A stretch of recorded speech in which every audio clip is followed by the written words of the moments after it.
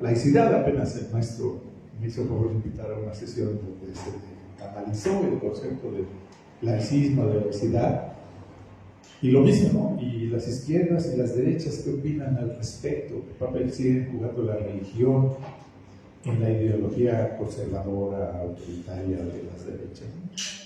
En fin, el panorama es muy amplio, entonces solo son ideas que expreso así sueltas, porque los que guiarán la dinámica de la discusión, pues ya dije, son Ernesto y Juan Carlos. Ya no les pregunté quién va a hablar primero, tú. Entonces, maestro, les cedo la palabra a Ernesto, y como siempre al final de las dos intervenciones ya haremos el intercambio de preguntas y respuestas y comentarios. Muchas gracias. Gracias, maestro Daniel, Jorge Daniel Alcántara León. Gracias a los presentes, a los asistentes presentes, a los virtuales por acompañarnos. Un honor estar con el maestro Juan Carlos Pérez Castro, con el maestro Daniel Alcántara. Ya refería el maestro Daniel Alcántara un tema complejo con múltiples aristas que exige ser abordado desde esa complejidad, y yo diría hipercomplejidad, recordando una lectura de la UNESCO del año 2006, Análisis, Transdisciplinaridad del Pensamiento Complejo, donde habla de la no linealidad del pensamiento. Se habla de evitar la linealidad del pensamiento, ver las cosas de manera vertical, sin otras aristas, otras variables, otros enfoques, y ante la realidad que vivimos tan cambiante, tan acelerada, donde nos rebasan ya las notas, los artículos. Hoy apenas se está terminando de concientizar o de procesar lo de ayer, ya sea en aspectos económicos o geoeconómicos, geopolíticos, y ya se está dando algún otro conflicto, otro suceso. Entonces esa propia velocidad nos exige, creo yo, valorar con calma todo este acontecer nacional, regional y mundial. Para el tema de hoy que nos ocupa, sobre movimiento woke, falsa izquierda y pensamiento conservador, mi intervención principal se basará en este libro que tengo en mis manos, autor del escritor turco Umut Özkirimli, denominado Cancelados: dejar atrás lo woke y mirar o avanzar hacia una izquierda progresista, más progresista, con un enfoque sí de vivencias. Da cuenta de vivencias en los Estados Unidos. Ya el maestro Daniel nos hablaba sobre movimientos como Me Too, Black Lives Matter, etcétera, movimientos que han surgido y eventualmente han servido de una bandera política para incidir en las elecciones en los Estados Unidos. El autor hace un especial énfasis en un acrónimo denominado TERF, que significa feminista radical transexcluyente. Se empleaba en tono de modo despectivo, a menudo como una calumnia, para referirse a las feministas que defienden ideas críticas con el género, incluida la creencia de que el sexo biológico es binario, inmutable, irrelevante, y no debería confundirse con el concepto sociológico de género, una concepción que los activistas por los derechos trans consideran transfoba. Acerca del concepto woke, en inglés despierto, como la forma intransitiva del verbo wake, despertar, adoptó un nuevo significado a finales de la década de los 2000, gracias a la exitosa canción de Erykah Badu, Master Teacher, con el estribillo I stay woke, me mantengo despierta, y llegó a asociarse íntimamente al movimiento Black Lives Matter, las vidas negras también importan, que se reavivó a raíz de la muerte a tiros de Michael Brown en Ferguson, Missouri, en 2014, y también hay que recordar que en 2020 se asesinó a George Floyd, que está más reciente, hace 5 años. Esto sucedió en Minneapolis en manos de un agente de policía.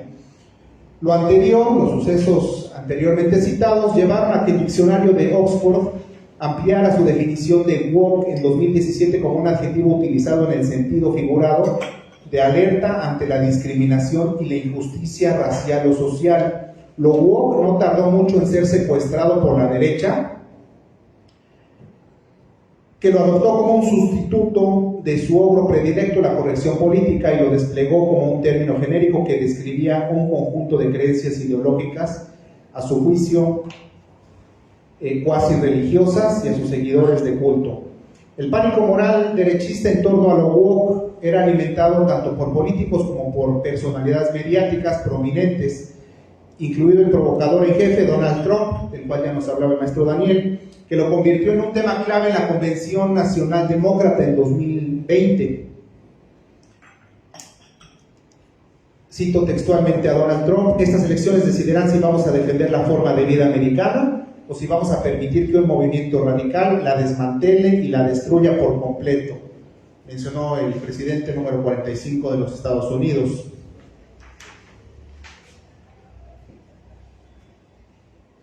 El libro también aborda la cuestión, como el título, cancelados, esta cultura de la cancelación, que tiene por objeto, según al menos la definición de Oxford, que también ha sufrido algunos cambios, como el último en 2021, que lo establece como un acto de descartar, rechazar o deshacerse de una persona o cosa, boicotear, excluir, retirar el apoyo público a una persona o institución, siempre que se considere que está promoviendo ideas culturalmente inaceptables. ¿Cuáles eran las ideas culturalmente inaceptables? ¿Cuáles son? ¿Quién determina qué es una idea no aceptable, quién no? ¿Quién va a realizar una función o un rol de mediador para determinar qué puede ser cancelado o aceptado? Por la manera en la que el diccionario de Oxford definía la cultura de la cancelación, parecía no ser sino la encarnación más reciente de la censura y la cacería de brujas, los sellos distintivos del pensamiento conservador y reaccionario a lo largo de los siglos. El problema era que tanto lo woke como la cancelación provenían de los círculos progresistas, en particular de aquellos que abrazaban alguna forma de política identitaria racial. La izquierda, entrecomillada woke, de acuerdo al autor, era una imagen de espejismo de la derecha reaccionaria en su desdén por el desacuerdo, su mentalidad de búnker y su simplicidad maniquea.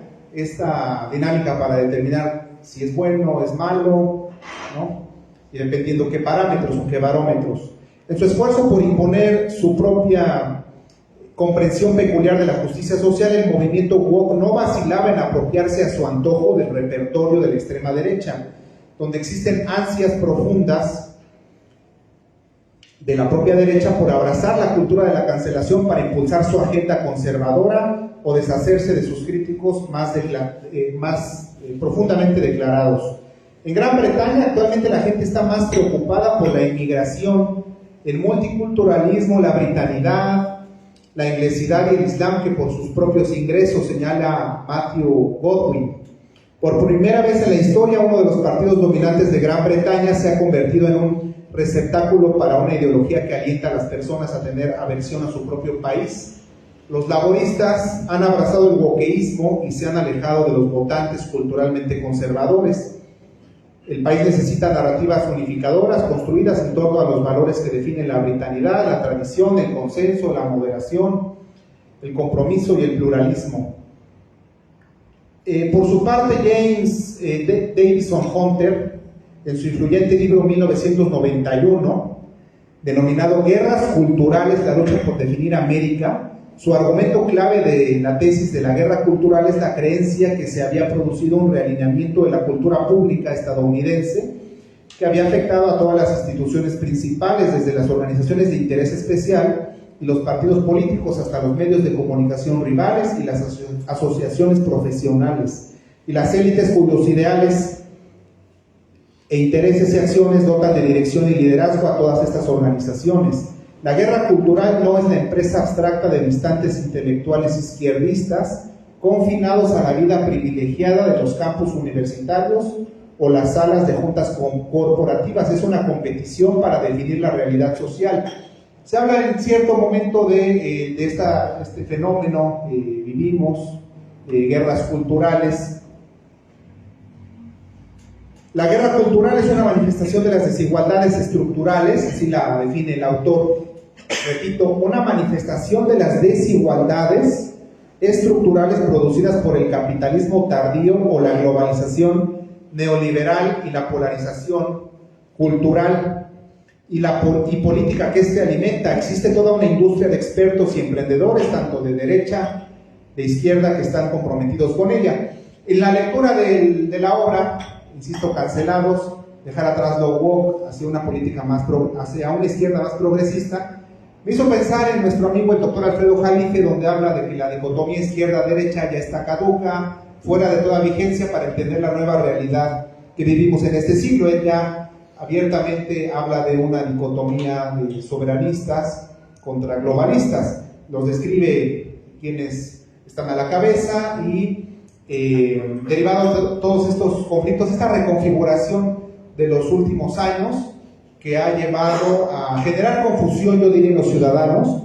En Puebla también estamos experimentando pues, partidos que se dicen de izquierda, pero al instrumentar políticas públicas, políticas de gobierno y políticas de Estado, parecería que no atienden a la estructura o a la matriz operativa de una izquierda, esa izquierda que apela o que aboga por la justicia social, los derechos humanos, la igualdad, la equidad, reducir la brecha salarial, etcétera. Entonces, insisto, esto en la lectura de la obra me hizo pensar, el autor sigue hablando de la dicotomía izquierda-derecha, pero el doctor Alfredo ya ha hablado en numerosas ocasiones sobre esta nueva forma de visualizar, de entender esta nueva reconfiguración mundial. Él dice abiertamente que quien no la vea de esa manera se va a perder, ¿no?, ante toda esta confusión que se está generando. Al señalar al movimiento woke, la derecha intenta ocultar su propia agenda moralista y su compromiso con una autoridad trascendental, la de fe, familia y bandera. La guerra cultural no es únicamente un sistema operativo, es un modelo empresarial. Hunter expresó: estoy comenzando a ver signos de la justificación de la violencia en ambos bandos. El 6 de enero del año 2021, recordarán con la insurrección que se vivió en torno en la elección de los Estados Unidos, este grupo que ingresó al Capitolio y pretendía desestabilizar, o lo logró desestabilizar, en contra del resultado que favorecía a Hillary Clinton. El 6 de enero no solo presenciamos un acto de violencia, una transgresión, sino un acto en que las personas implicadas eran capaces de justificar.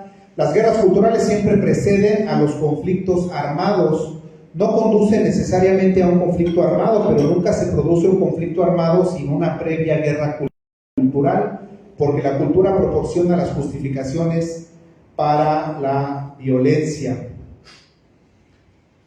Para el movimiento woke, la política identitaria es una cuestión de identidad y la identidad está más allá de la política. Es un valor sagrado que es preciso preservar intacto a toda costa. Las preguntas de quién define una identidad particular o qué causa daño quedan sin respuesta. Es cierto que para la izquierda de los campus la política verbal simbólica era la única forma de política posible. Hoy en día incluso la política verbal está fuera de lugar, los términos no se discuten, sino que se dictan, y la verdad es un giro irónico, ya no es relativa sino absoluta. La política del movimiento woke, según el autor, es antipolítica, no solo en el sentido convencional de alejamiento y desconfianza hacia la política y las instituciones dominantes, sino también en el sentido más amplio de cómo entendemos lo político. Una distinción entre la política como un conjunto de decisiones, política e instituciones, y lo político como la existencia de un espacio en desacuerdo. Una acción es política en la medida en que abre la posibilidad del desacuerdo.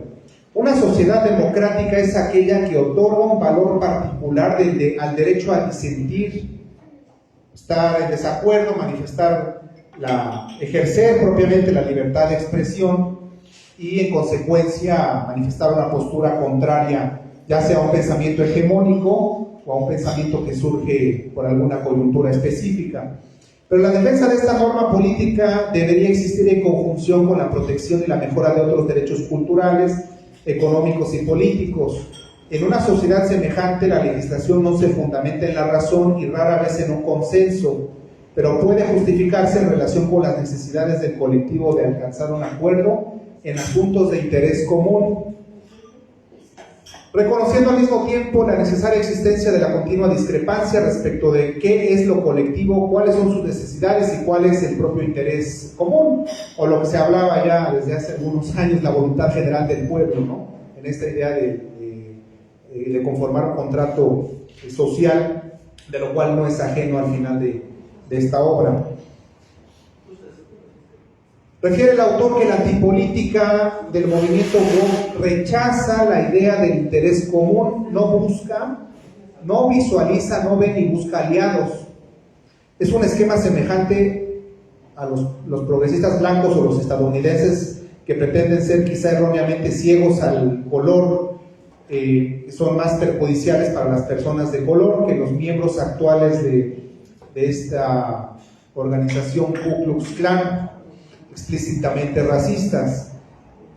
¿Qué significa esto en términos políticos? No se supone que hemos de llegar a los progresistas blancos o a los estadounidenses y explicarles que en una sociedad construida sobre los valores blancos, la ceguera al color puede no ser la mejor manera de lograr la igualdad racial. Y si ni siquiera podemos hablar con los progresistas, ¿cómo vamos a convencer a los conservadores, a los reaccionarios o a los racistas declarados que todavía constituyen una parte sustancial de cualquier sociedad dada? Cito a Barbara Smith: la única forma en la que podemos vencer, y antes de vencer, la única forma en la que podemos sobrevivir es trabajando los unos con los otros, no viéndonos unos a otros como enemigos. Los sociólogos Bradley Campbell y Jason Manning, en su libro El auge de la cultura victimista, microagresiones, espacios seguros y nuevas guerras culturales, señalan que la manipulación y la explotación deliberada en la condición de víctima, a menudo con el propósito de reclamar la superioridad moral en situaciones conflictivas políticamente cargadas, que pueden o no implicar un daño real. ¿Qué es el daño real? ¿Cómo podemos comparar? Por ejemplo, el trauma de una superviviente de una agresión sexual que es desencadenado por la presencia de una mujer trans preoperatoria desnuda en un vestuario para un solo sexo, con el de una mujer trans que es rechazada por su familia, empujada a las calles o a la que se le niega un empleo. Ambos traumas son reales siempre y cuando se sientan como tales, y ambos causan daño. ¿Quién decide qué trauma es peor o más importante que el otro? La derecha vive de y para las guerras culturales e invierte enormes cantidades de recursos en mantener ardiendo el fuego del pánico moral. Lo que sorprende es la complicidad de la izquierda en las guerras culturales y su apropiación voluntaria o irreflexiva de las formas de la derecha, la censura, la intolerancia, la demonización del enemigo en casa y una tendencia creciente a apelar la autoridad externa para vigilar y castigar o para imponer una versión particular de la verdad. Según Jonathan Rauch, en su libro del año 2021 denominado o intitulado La Constitución del Conocimiento, una defensa de la verdad, refiere que la crítica busca entablar conversaciones e identificar errores. La cancelación busca estigmatizar las conversaciones y castigar al que yerra. A la crítica le importa si los enunciados son verdaderos, a la cancelación le importan sus efectos sociales. La crítica es una sustituta del castigo social, matamos nuestras hipótesis en lugar de matarnos unos a otros. La cancelación es una forma de castigo social, matamos nuestras hipótesis matándonos socialmente. Las campañas de cancelación reclaman una retribución instantánea, con frecuencia desproporcionada, sin el debido proceso. No desean perdonar, quieren castigar y purificar. El problema comienza cuando el movimiento woke, según el autor, se presenta a sí misma, en palabras del periodista estadounidense Chris Hedges, como autoproclamada árbitro moral del discurso. ¿Qué decide quién o qué opiniones desafían el derecho a existir de un grupo particular? El movimiento woke está más preocupado por vigilar los discursos e identificar las microagresiones entre los correligionarios progresistas que por construir un frente común contra las transgresiones de la derecha, al igual que esta, ignora flagrantes violaciones de las libertades fundamentales. cuando estas son cometidas por lo que consideran grupos desfavorecidos y reclaman la autoridad para determinar quiénes son las víctimas y quiénes son los perpetradores. Esta jugada les permite crear un falso binomio moral entre la libertad de expresión por un lado y la santidad de la vida por el otro. Refiere el autor turco Umut Özkirli que la izquierda necesita una nueva visión que rompa el ciclo de la indignación, una agenda social económicamente progresista que incluya a todos aquellos que padecen los efectos negativos del neoliberalismo rampante, este neoliberalismo de Grupo México que contaminó hace unos años el río Bacanuchi, el río Sonora, con más de 400,000 metros cúbicos de sulfato de cobre, residuos tóxicos, que a la fecha no ha cumplido en su totalidad con la sanción impuesta por las autoridades. Ese tipo de neoliberalismo hiperextractivista que abona a una desigualdad, que afecta el medio ambiente y que a toda costa tiene como epicentro, como núcleo principal de su actuar, el rédito, la ganancia, una visión monetarista evidentemente de la vida, llevando a un reduccionismo otras facultades armónicas del ser humano. Según Alicia Garza, el poder es la capacidad de ejercer el impacto de influir en las condiciones de tu propia vida y de las vidas de otros. El empoderamiento, por su parte, consiste en sentirse bien consigo mismo, algo similar a tener una alta autoestima. A menos que el empoderamiento se transforme en poder, no cambiarán mucho nuestros entornos. Es el poder lo que determina si se renueva o no una comunidad, si se otorga financiamiento a un distrito, si se proporciona o no a una familia la atención sanitaria de calidad. El propósito de organizarnos, el para qué debería ser la construcción de poder. La distinción que establece Alicia Garza entre poder y empoderamiento es clave para comprender la incapacidad del movimiento woke de plantar cara con éxito a la creciente influencia de la extrema derecha. Habla el autor de, ya encaminándonos hacia el final de su obra, insisto, da cuenta de múltiples vivencias, casos que él experimentó en torno a este movimiento. El propio poder no puede alcanzarse sin cultivar las relaciones y formar alianzas. Existe una tendencia a forjar alianzas solo con aquellos con quienes nos sentimos más cómodos, con quienes hablan nuestro idioma y comparten nuestras visiones del mundo. Generalmente no hacemos algún tipo de alianza con quien no representa una identidad para con nosotros. Habla el autor de volver a hacer la justicia social. Para ello refiere al filósofo irlandés William Thompson, quien habría sido el primero en utilizar el concepto de justicia social en su obra del año 1824, Investigación sobre los principios de la distribución de la riqueza más conducentes a la felicidad humana, en un sentido similar a la justicia distributiva como un principio que promueve la felicidad de la comunidad en su conjunto. Y para ello propone dos preguntas detonadoras: el quién de la justicia, quiénes son los sujetos de la justicia, y el qué de la justicia, qué conlleva a la justicia. Las respuestas a estas cuestiones ponen de relieve las diferencias entre la derecha y la izquierda. Para la derecha de fe, familia y bandera, la justicia está confinada a las fronteras del Estado territorial y sus sujetos son los miembros auténticos de la nación. Aquellos que han nacido tienen algún tipo de conexión étnica con ella. Habla sobre esta necesidad de replantear lo que es justicia social ya ante un entorno de confusión donde en ciertos momentos líderes políticos asumen la bandera de justicia social y al llevar a cabo ciertas políticas tergiversan el término y ya es necesario entonces reconceptualizar el término de justicia social. Él habla de volver un término más ecuménico, que sea universal, general. La izquierda tradicional alienta con frecuencia una política de redistribución que aspira a la igualdad económica, desestimando otros tipos de injusticias basadas en la raza, el género y la sexualidad como irrelevantes o secundarias. El movimiento woke, por otra parte, apoya una política del reconocimiento que aspira a la igualdad basada en la identidad, reduciendo la injusticia a la opresión cultural y simbólica. Esto conduce a una desvinculación de la política de clase respecto de la política de la identidad y nos enfrenta a una elección excluyente entre lo económico y lo cultural. Encaminándome ya hacia la conclusión, la visión progresista que propone el autor turco Umut Özgürlü radica en tres pilares interrelacionados que se refuerzan mutuamente: redistribución, reconocimiento y participación.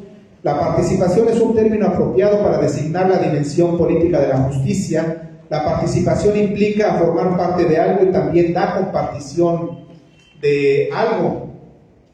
Protestas, actos de desobediencia civil, boicots, denuncias, sentimientos de alienación se captan mejor mediante el término participación, que implica vinculación emocional, otorga esa identidad y ese sentido de pertenencia a todos los que hemos participado en alguna organización. La participación es una dimensión integrante del constructo moderno de ciudadanía. La dimensión política contribuye a resolver cuestiones de quién puede reclamar redistribución y reconocimiento. Establece reglas básicas del diálogo, fundamentales en cualquier proceso de toma de decisiones o deliberación, definición de valores y objetivos clave. Habla el autor sobre esta necesidad de conformar un nuevo contrato social que responda a una mejor armonización de la ciudadanía, los derechos humanos, avanzar hacia una división del trabajo entre el Estado y la sociedad civil, de suerte que aquel que garantice los derechos recíprocos y condicionales para sus ciudadanos, y esta, la ciudadanía, proporcione asistencia a escala mundial en el espíritu de la humanidad común. ¿Cómo superamos las tensiones raciales y socioeconómicas existentes, la paralizante polarización política y las tóxicas guerras de valores, y convencemos al mayor número de personas para que apuesten por otra historia? ¿Cómo creamos una fuerza progresista capaz de conseguir poder, incluso de ganar elecciones? En resumidas cuentas, las célebres palabras de Lenin: ¿qué hacer? Se requiere un proceso activo de búsqueda de aliados, personas que puede que no sean y piensen necesariamente como nosotros, que compartan nuestras dificultades, precariedad, discriminación, marginación. La condición es solo el punto de partida de este proceso. Importante es la conciencia de que nuestra supervivencia no depende de la dominación sobre los otros o sobre lo otro. Algunos autores ya hablan sobre la otredad, sino de la interdependencia con ellos, y es aquí donde fracasa precisamente el movimiento woke, refiere el autor. Demasiado espacio valioso de justicia social es absorbido por los agujeros negros de la práctica de rituales. Los rituales tienen su lugar en la política y el activismo, pero no son un sustituto de la acción. Un nuevo contrato social basado en una comprensión ecuménica de la justicia social dentro del marco de un estado de bienestar firmemente comprometido con la redistribución económica, el reconocimiento cultural, la participación política y la progresividad fiscal. El autor finalmente habla de que él, a su juicio, considera más importantes otros sucesos del acontecer mundial,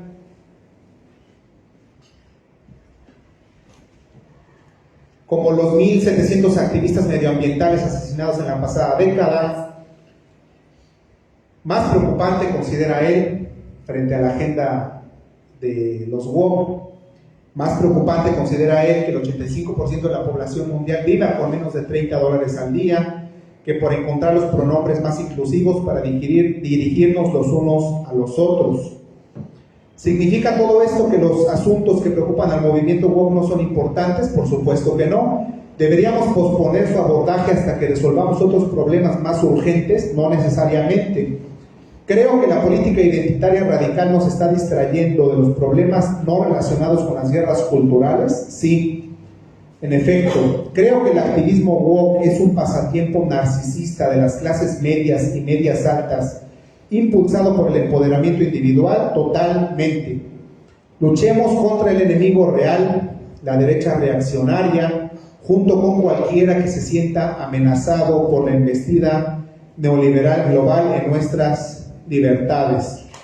Y yo agregaría la problemática que enfrenta el pueblo palestino en Gaza. Considero que es también de de gran relevancia, más de 47,000 muertos, más de 17,000 han sido niños.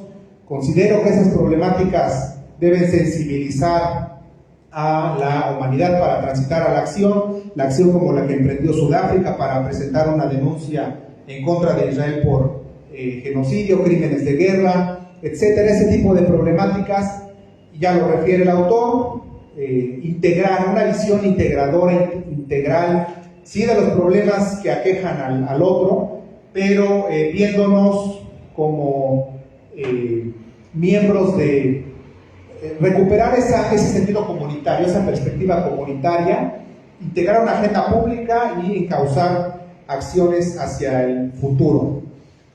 Hace 16 años, un niño joven de 15 años fue acosado sexualmente por un líder religioso, su pastor, y esa persona soy yo.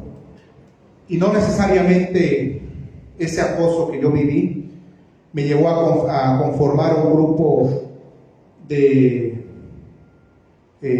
acosados sexuales por un líder religioso.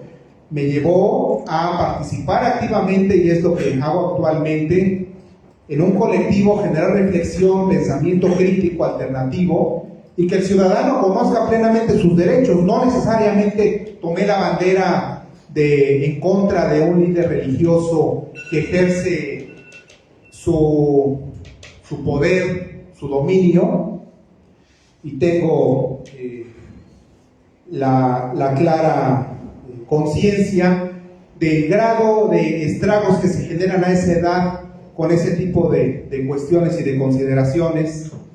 El llamado es a pueblo, siendo el pueblo el sujeto político, a participar activamente en la toma de decisiones, interesarse en los temas de eminente interés público para contrarrestar los efectos de un modelo neoliberal que sin duda nos ha generado graves problemas. Del año pasado, concluyo, se cumplieron una carta que al leerla es un bello poema, lucha contra el neocolonialismo, contra el hiperextractivismo, lucha contra esa desigualdad racial, aboga por una cooperación internacional para el desarrollo, en fin, de haberse llevado a cabo en estricto cumplimiento el contenido de esa carta hace 50 años, 1974, otra será la realidad que vivimos. Sabemos que la lucha por la hegemonía, el dominio unipolar, y hoy encontrándonos ya en la multipolaridad,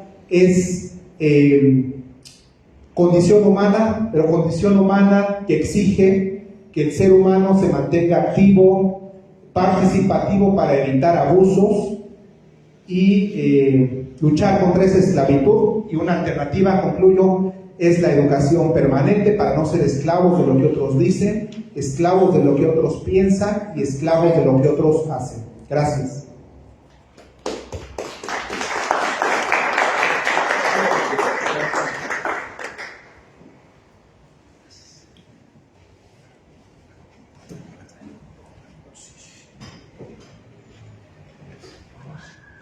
Una disculpa, pero entre mis múltiples alergias y el catarro está un poquito fuerte esta situación.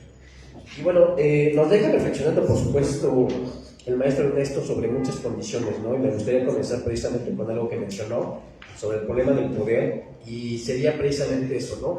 El poder se entiende como una vocatividad que originalmente se encuentra en la condición de coaccionar a otro ser humano. Como había bien citado precisamente de una autora, el poder como tal sirve o es un uso que nosotros como seres humanos tenemos propiamente para poder entendernos hacia el otro, ¿no? Y creo que en realidad el poder tiene dos posibilidades muy concretas. Una es precisamente la más bella, que tendría que ver directamente el poder reconocer al otro ser humano, y la otra es precisamente su efecto de coacción, ¿no? La coacción siempre va a ser vocativa. ¿Qué significa esto? Que su ejercicio del poder se da propiamente en la posibilidad de, en este caso, obligar a que el otro pueda realizar alguna acción sin que éste sepa si la quiere realizar o no. Es decir, que la otra persona, que el otro sujeto, simplemente haga lo que nosotros queremos porque lo podemos de alguna manera convencer hacia ello. E incluso lo podemos convencer, por ejemplo, de que piense como nosotros o de que está de acuerdo con nosotros. Pero no le hemos dejado ninguna alternativa. Y ante esa situación, evidentemente, hay una ruptura directamente con la libertad, ¿no? Entiendo por libertad, muy cercano propiamente a Jean-Paul Sartre, por supuesto, que es la posibilidad absoluta de la elección del ser humano con la responsabilidad que conlleva precisamente estas acciones, ¿no? ¿Qué significa? Que yo puedo responsabilizarme por el resultado de las acciones que estoy haciendo. Cuando no hay esa posibilidad, hablamos precisamente de sujetos como infantes, niños o niñas, que no saben precisamente qué es lo que va a resultar de su acción y por lo tanto necesitan de un adulto que se haga cargo directamente de esas situaciones. Y la pregunta con la que me gustaría también dar cuenta por esto sería, ¿no es acaso nuestra sociedad actual propiamente ese sentido infantilizado o ese mundo parvulizado del cual las personas buscan cualquier medio y cualquier forma con la que ya no puedan alcanzar directamente a ejercer su libertad, a responsabilizarse por sus acciones? Si hacemos algo, simplemente lo podemos justificar de muchas formas, ¿no? Decía Jacques Lacan, la licence, el goce perverso. Si resulta que yo hago algo, por ejemplo, siempre puedo decir que a lo mejor tuve un trauma cuando era niño. Y ese es el grave problema. Que nuestra sociedad, por medio de la condición vocativa, es decir, del uso del lenguaje, está precisamente eliminando la posibilidad de un encuentro real con el otro ser humano que se nos presenta precisamente como un sujeto doliente y que se nos presenta precisamente como un sujeto que se encuentra bajo un proceso difícil en la existencia. ¿Qué entendemos por woke? El término woke, originario del inglés afroamericano, se refiere a la conciencia sobre las injusticias sociales y raciales. Sin embargo, en el contexto actual ha adquirido connotaciones diversas y a menudo polarizantes. Se asocia con la defensa de identidades minoritarias, la lucha contra la discriminación y la deconstrucción de normas sociales opresivas. Y el término de deconstrucción lo utilizo a breve. ¿Sabemos qué es deconstruir? Y resulta que por lo regular cuando escuchamos el término, nosotros pensamos que tiene que ver con una forma como de destruir una idea y de entonces progresar a una nueva, ¿no? Incluso el término progresismo, progreso, etcétera, etcétera, a mí me causa mucha problemática porque me viene a la mente la idea de Hegel, ¿no? De que al final de cuentas el ser humano va a alcanzar precisamente una curva del progreso y por lo tanto bajo esa estructura, entonces va a ser una dominación de las formas de las ideas y entonces ya no se va a necesitar precisamente cambiar la situación, ¿no? Para Hegel era la Prusia de su época, el máximo referente sería en este caso directamente Napoleón, con la situación de Francia, y eso es lo que esperaba, ¿no? Que existieran precisamente sujetos dominados y sujetos dominadores.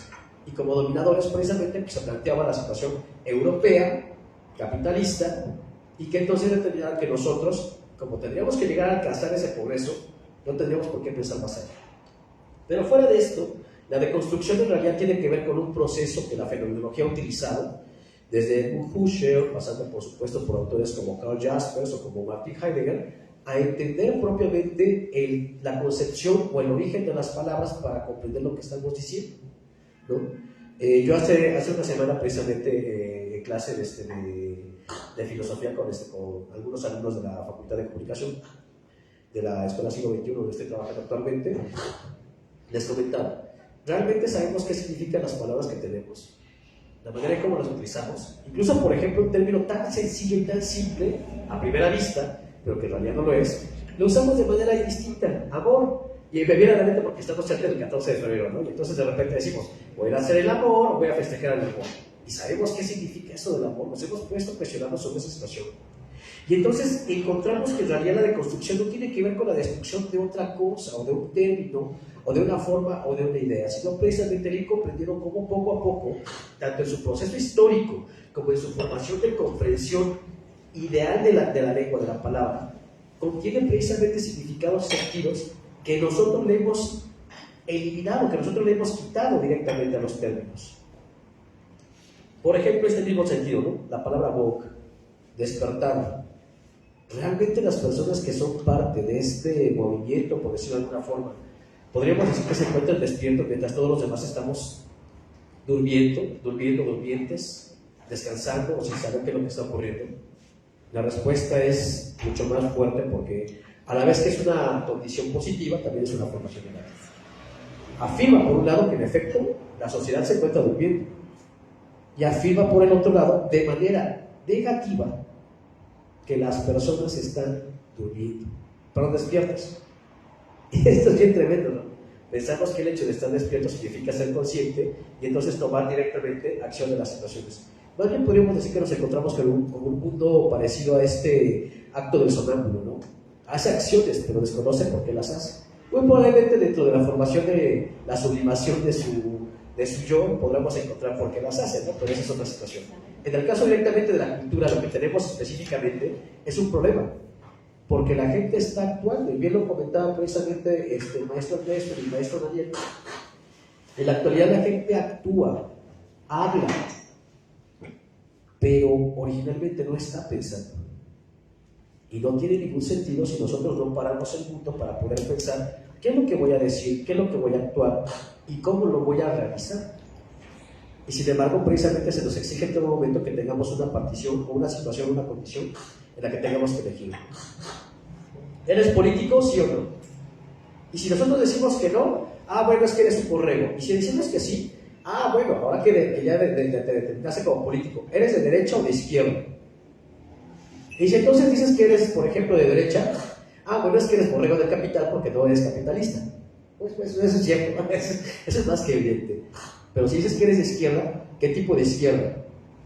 Entonces te refieres directamente a la formación del marxismo o al maoteísmo, o te refieres, por ejemplo, a lo mejor a las condiciones directamente, no sé, actualmente de la formación de entendimientos de formas de vida alternativas, distintas, como puede ser precisamente la comunidad LGBT, entre otro tipo de situaciones.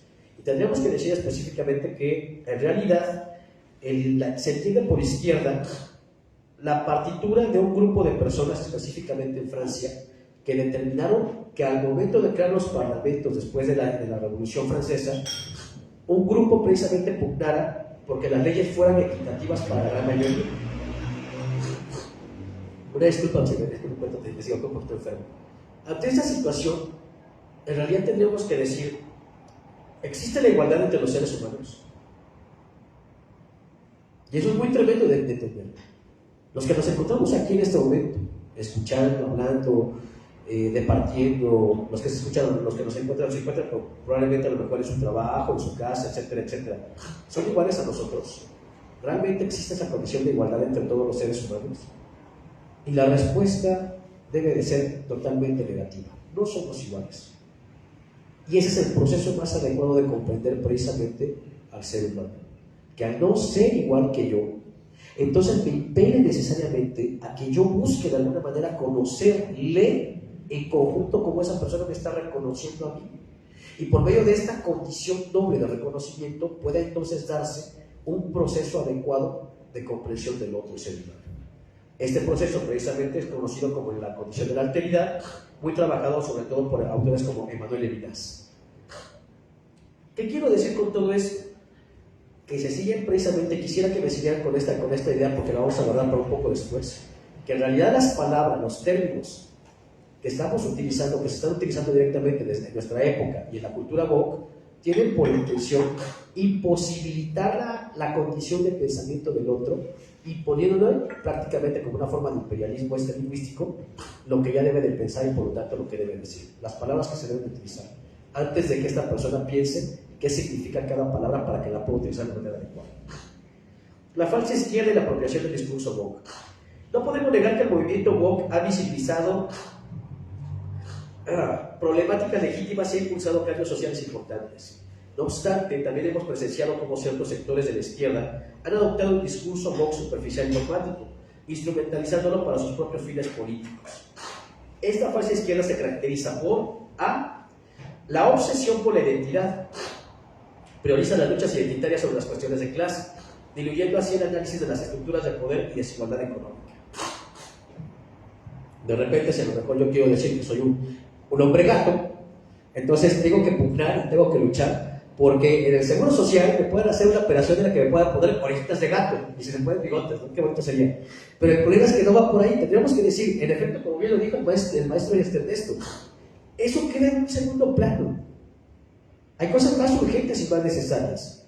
Actualmente tenemos precisamente la situación del Plan México, por ejemplo, ¿no? En el cual, si nosotros lo analizamos concretamente, sigue manteniendo estructuras neoliberales, a pesar de que se haya comentado de que ya se van a eliminar todas estas situaciones.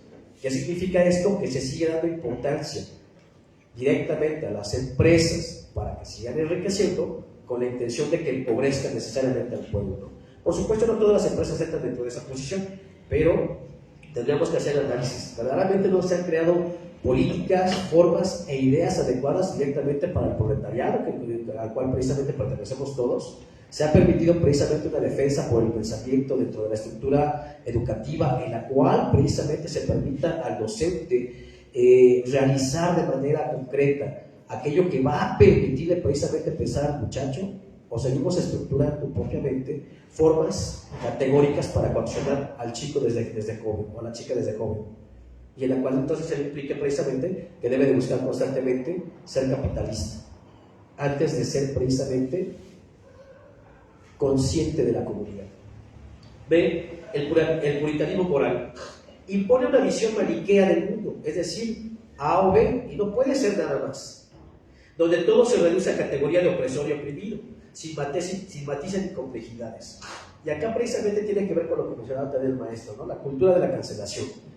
Hace no mucho precisamente se empezó a cancelar a muchos autores, ¿no? Por ejemplo a Michel Foucault, ¿no? Sobre si la situación de que su sexualidad, etcétera, etcétera. Y uno tendría que decir una situación muy específica.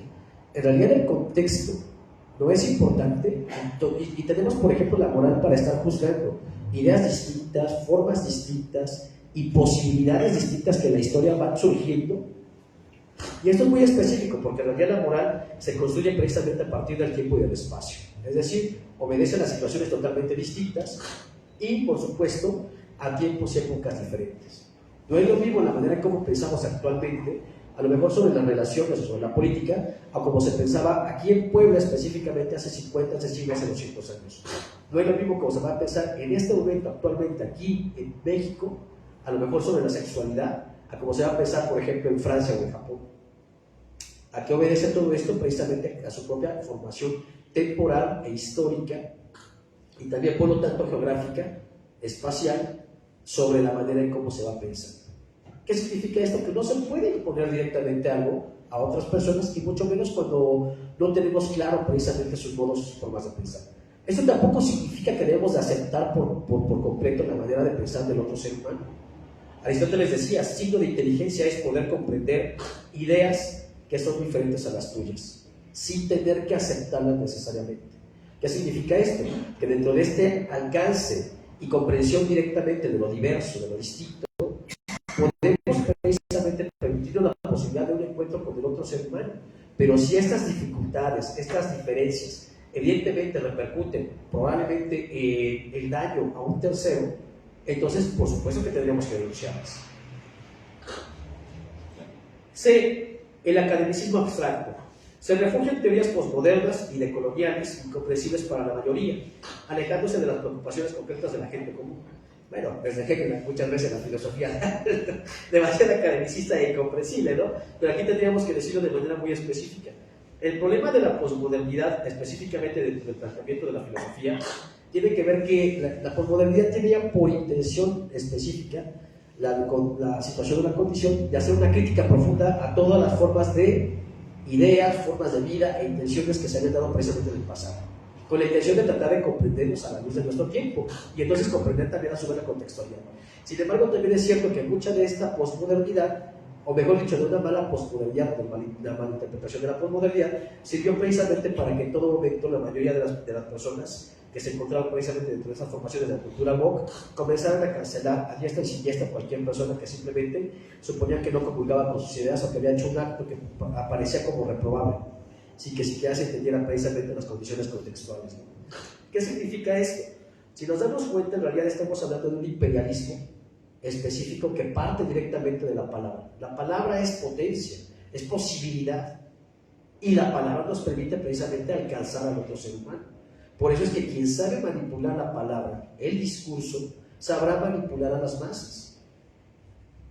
De ahí precisamente que sea tan necesario que en este caso, por ejemplo, diccionarios como el Oxford, entre otros, diccionarios sobre todo en inglés, comiencen a hacer el uso directamente de estas tecnologías para trasplantarlo a la moda y a la forma en cómo se quiere ver precisamente desde una visión anglocéntrica, eurocéntrica, que está determinada precisamente para ser pensada específicamente a partir de cierto tipo de idiomas, ¿no?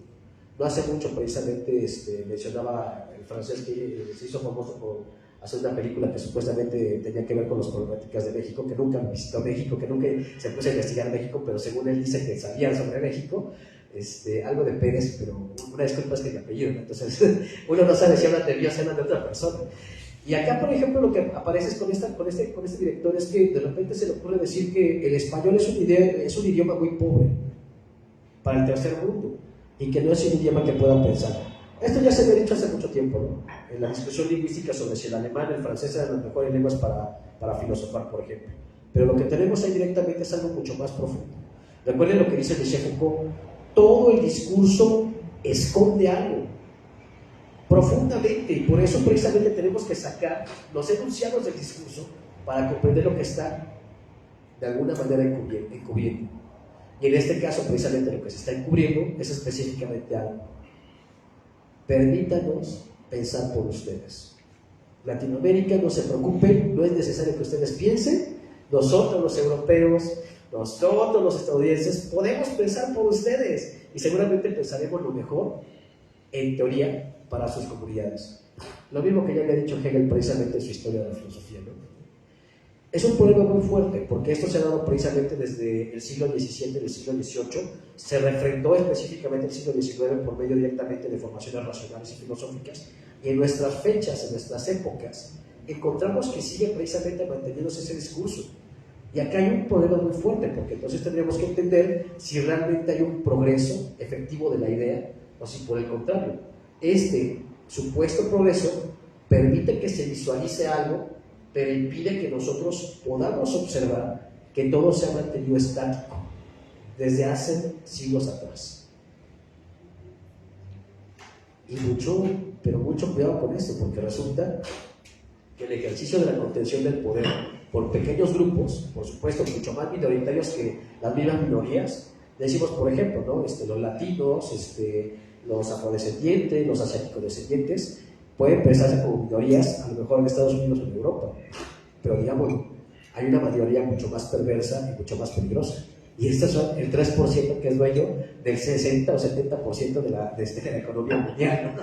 Y son todavía mucho menos personas y mucho más peligrosos todavía. Y sin embargo se nos ha hecho olvidar directamente esa situación, que no hay una distribución adecuada de la riqueza, que no hay una generación que permita precisamente de alguna forma que todo este concepto de regeneración directamente de las características y formaciones de extracción de las materias primas se pueda precisamente autorregenerar. No se está permitiendo nada de esto. Se sigue precisamente, como bien mencionaba el maestro Ernesto, en un proceso de extractivismo sumamente potente y en el cual todos precisamente estamos siendo pertenecientes porque decimos: yo quiero el mejor celular. Este no es el mejor celular, por supuesto. Digo, no me alcanza el presupuesto para él, pero suponiéndolo, ¿no? Si yo pudiera comprar el mejor celular, lo quiero mostrar precisamente porque de esa manera pienso que soy parte nuevamente de otra minoría, de una minoría que puede comprar ciertos celulares o de una minoría que es perteneciente a cierta marca. Y entonces lo que vamos captando es que la cultura precisamente tiene un proceso interno en el cual en la actualidad se ha creado precisamente como una dimensión de pequeños núcleos en oposición. Cada núcleo precisamente presupone que tiene una mayor importancia sobre los demás. Anteriormente se hablaba precisamente de subculturas y contraculturas, ¿no? Yo soy perteneciente propiamente a una subcultura como es la subcultura gótica, y nosotros observamos, por ejemplo, muchas dimensiones, ¿no? Que sería el hecho de pensar más allá directamente de lo que se nos ofrece de manera coloquial, tratar de ver el mundo a partir de otro tipo de condiciones, sobre todo más artísticas, en otro tipo de aspectos. Pero actualmente todo se ha ido, vamos a decirlo de alguna manera, hacia una dirección muy específica y tiene que ver con el consumismo, ¿no? Si quieres pertenecer a una subcultura, vístete nada más, no tienes por qué pensar, escucha su música, es decir, consume su música y vístete de esa forma. Pero ahora ya no solo es eso, ahora también precisamente tienes que llevar constantemente la marca, tienes que mostrarla. Es más, de hecho, tú eres un sponsor viviente. Si puedes andar todo el tiempo con tus playeras sobre la marca que más te guste, de celulares, de deportes, etcétera, etcétera, hazlo para que manifiestes que ese es tu ser. Y la realidad es que esto no es así.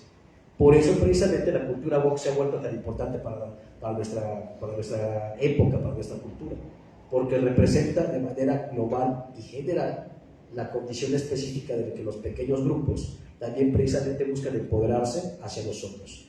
El empoderamiento, que es una palabra que también he criticado mucho, tiene que ver con eso, ¿no?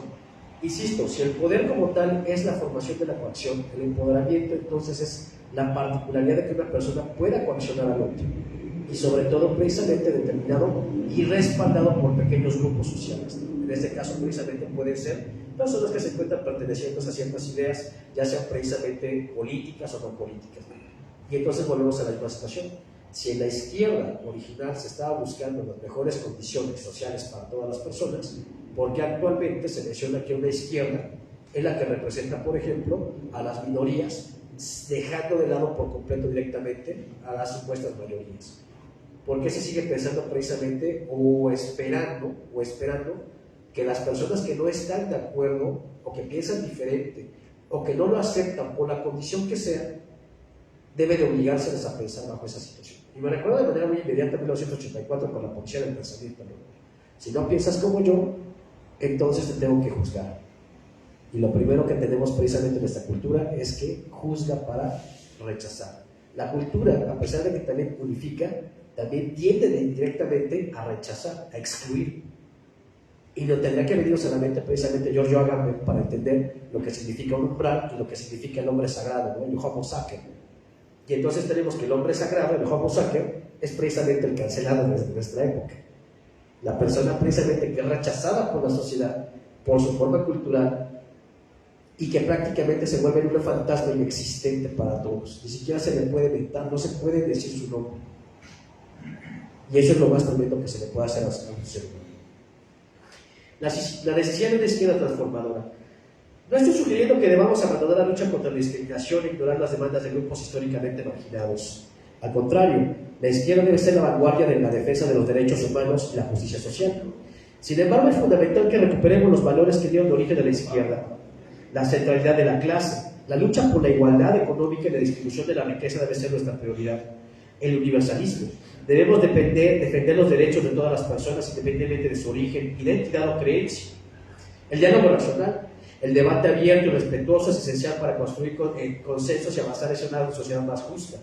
El compromiso con la realidad. No podemos conformarnos con discursos vacíos y gestos simbólicos. Debemos trabajar en propuestas concretas que mejoren la vida de la gente. Ahora bien, el mecanismo de poder y la dialéctica del amo y el esclavo. El movimiento woke, en su afán por deconstruir las estructuras de poder opresivas, a menudo reproduce dinámicas de poder similares a las que critica. Se establece una nueva jerarquía donde los despiertos, woke, se erigen como los nuevos amos, y aquellos que no se ajustan a su discurso son relegados al papel de esclavos, estigmatizados y silenciados. Esta dialéctica del amo y esclavo, analizada por Hegel y Marx, se manifiesta en la imposición de un discurso moralizante y excluyente, donde la disidencia no es tolerada y la libertad de expresión se ve restringida. Se crea un ambiente de polarización y confrontación, donde el debate racional se torna imposible y las búsquedas de consenso se diluyen. La hiperrealidad y la simulación de Baudrillard. El filósofo francés Jean Baudrillard, en su obra Simulacros y Simulación, nos invita a reflexionar sobre la naturaleza de la realidad en la sociedad contemporánea. Según Baudrillard, vivimos en un mundo de hiperrealidad, donde los signos y símbolos han perdido su referente real y se han convertido en simulacros que nos alejan de la verdadera experiencia.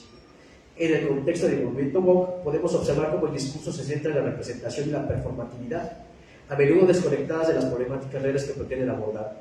Se priorizan las manifestaciones simbólicas y las declaraciones de intenciones, pero se descuida el análisis de las causas profundas de la desigualdad y la implementación de soluciones efectivas. En este caso, Internet, sobre todo en las redes sociales, hay un bonito ejemplo de esta condición que tiene que ver precisamente con el simulacro de Baudrillard, ¿no? Nosotros, por ejemplo, podemos pensar directamente en este momento a lo mejor en la idea de pez, y lo que nos viene a la mente precisamente es un pececito que está nadando en el mar, ¿no? El primer concepto del simulacro es precisamente sacar del símbolo y del signo a la cosa, para que entonces poco a poco tenga otras condiciones en las cuales lo vamos a implementar. Se saca entonces al pez y de repente se le puede poner en otro espacio, en otra situación y en otra condición, con lo cual precisamente su significado y su símbolo original y primario se ha perdido y entonces se puede construir como cualquier otro. La sirena de Starbucks. ¿Cuál era el sentido de una sirena? ¿Qué representaban las sirenas? La perdición del navegante. Y el navegante era aquella persona precisamente valiente que de alguna manera se aventuraba hacia el mar, es decir, hacia lo desconocido, con tal de poder conseguir tal vez el alimento o tal vez lo que podía vender para propiamente alcanzar precisamente unas mejores condiciones sociales. Y la sirena era la posibilidad directa de que, por medio precisamente de aquello que se nos presenta como deseable, nos podamos perder en esa situación. Y una sirena con dos colas nos puede incluso hasta representar esa posición. No solamente te estás perdiendo en tu dimensión como humano, sino que además ahora eres nuestro esclavo. Consume, y no solamente consumas. Sácate la foto, muéstrate tomando precisamente orgullosamente el Starbucks, por decir alguna situación, y entonces bajo este espacio dejas de ser humano. Se ha deshumanizado la acción, por ejemplo, de tomar un café. Tomamos café a lo mejor para socializar, para hablar con el otro, para comprender sus ideas. Tomamos café a lo mejor para poder reflexionar, para parar el mundo. Voy a leer un periódico, voy a leer un libro, necesito pensar. Pero en la actualidad el café tiene que ver directamente con ¿qué le vas a echar? Leche de almendras, o le vas a poner azúcar exportada de la India desde una cueva muy remota, a la cual es inaccesible prácticamente, ¿no? Y uno tendría que decir, caramba, hay que pensar más en lo que hacemos y menos en lo que consumimos. La cultura de la cancelación y el linchamiento público se convierte en espectáculos mediáticos que refuerzan la ilusión de un cambio social profundo, pero que en realidad no hacen más que perpetuar las mismas dinámicas de poder y exclusión. La necesidad de una crítica constructiva.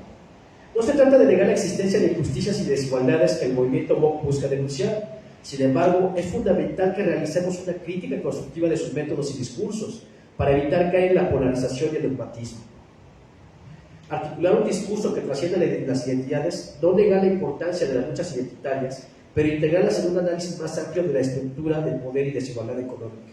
Y acá es sumamente importante esto, ¿no? Yo, por ejemplo, recuerdo que siempre le comento a mis alumnos, me tocó en algún momento, precisamente, sobre todo cuando estuvo muy de moda aquí en México, esa situación, donde una persona me dijo, no me llames ella.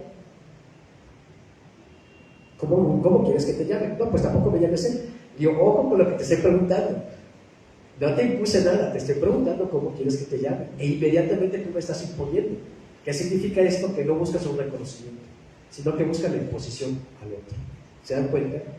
Por supuesto que hay muchas personas que, dentro de esta gama tan impresionante que existe sobre la posibilidad identitaria, puede estar precisamente consciente y correcto bajo esa condición de que se interpreta como algo, como alguien más, y es totalmente adecuado. Pero así como es adecuado pedir, por ejemplo, que se le mencione de esa manera, también sería adecuado el hecho de decir y entender que no todos tienen por qué responder de la misma forma a esas situaciones.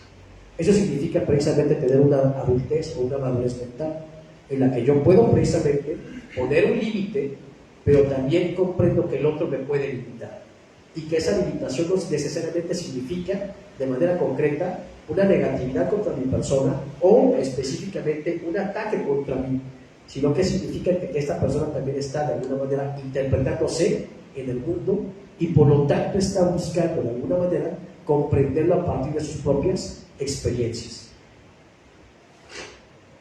Promover el debate racional y la libertad de expresión, priorizar la acción política y la transformación social son las condiciones que se necesitan en nuestra actualidad para repensar el movimiento woke. Y ya para ir concluyendo, conclusiones. El movimiento woke y la falsa izquierda nos invitan a reflexionar sobre los mecanismos de poder y la naturaleza de la realidad de la sociedad contemporánea. Es crucial que evitemos caer en la lógica del amo y el esclavo, así como en la hiperrealidad y la simulación. La izquierda que necesitamos es una que combine la defensa de la diversidad y la inclusión con un compromiso firme con la justicia social y la transformación profunda de nuestras sociedades. Una izquierda que no se limite a interpretar el mundo, sino que se proponga cambiarlo. Y la respuesta precisamente a esta situación, mejor dicho, la pregunta de esta situación tendría que ver con esto. ¿Hace cuántos años realmente la izquierda no ha logrado cambiar el mundo? Estoy totalmente de acuerdo con Marx, ¿no? Cuando se refería sobre todo a los filósofos, y específicamente se refería a los románticos, ¿no? A Fichte, Schelling, al propio Hegel, ¿no? Los filósofos se han dedicado precisamente a interpretar el mundo cuando se trata de transformar. La realidad es que la filosofía es lo que ha transformado el mundo. E incluso en el mismo acto de crear ciencia o de hacer ciencia, estamos filosofando. Y si la filosofía es propiamente la pregunta, el pensamiento y la profundidad, ¿por qué entonces no podemos preguntarnos por qué este mundo y no más bien otro? ¿Por qué no podemos reflexionar entonces qué podemos hacer para mejorarlo y para cambiarlo de manera primaria, es decir, con la sociedad inmediata que tenemos frente a nosotros, nuestros vecinos, nuestros amigos, nuestros compañeros, en una conferencia? Y por supuesto, si hablamos de profundizar, tendríamos que decir, yo estoy preparado para un cambio, estoy preparado para autocriticarme. Ese es el principio de la posibilidad de la mejora. Muchas gracias.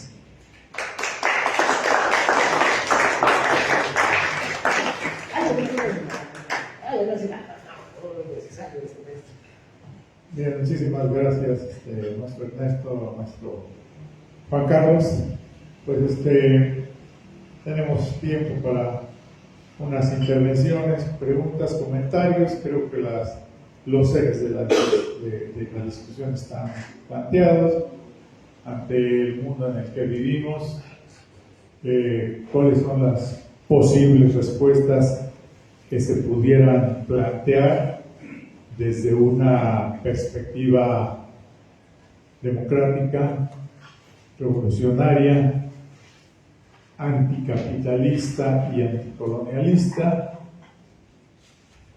¿Cómo podemos caracterizar a estos gobiernos que hoy están consolidando su base social, que recurren a las instituciones clásicas, que entre otros creo que Althusser habían señalado, la familia, la religión y el ejército o las Fuerzas Armadas como instrumentos de control, vigilancia e imposición de determinadas formas ideológicas y modelos económicos sociales?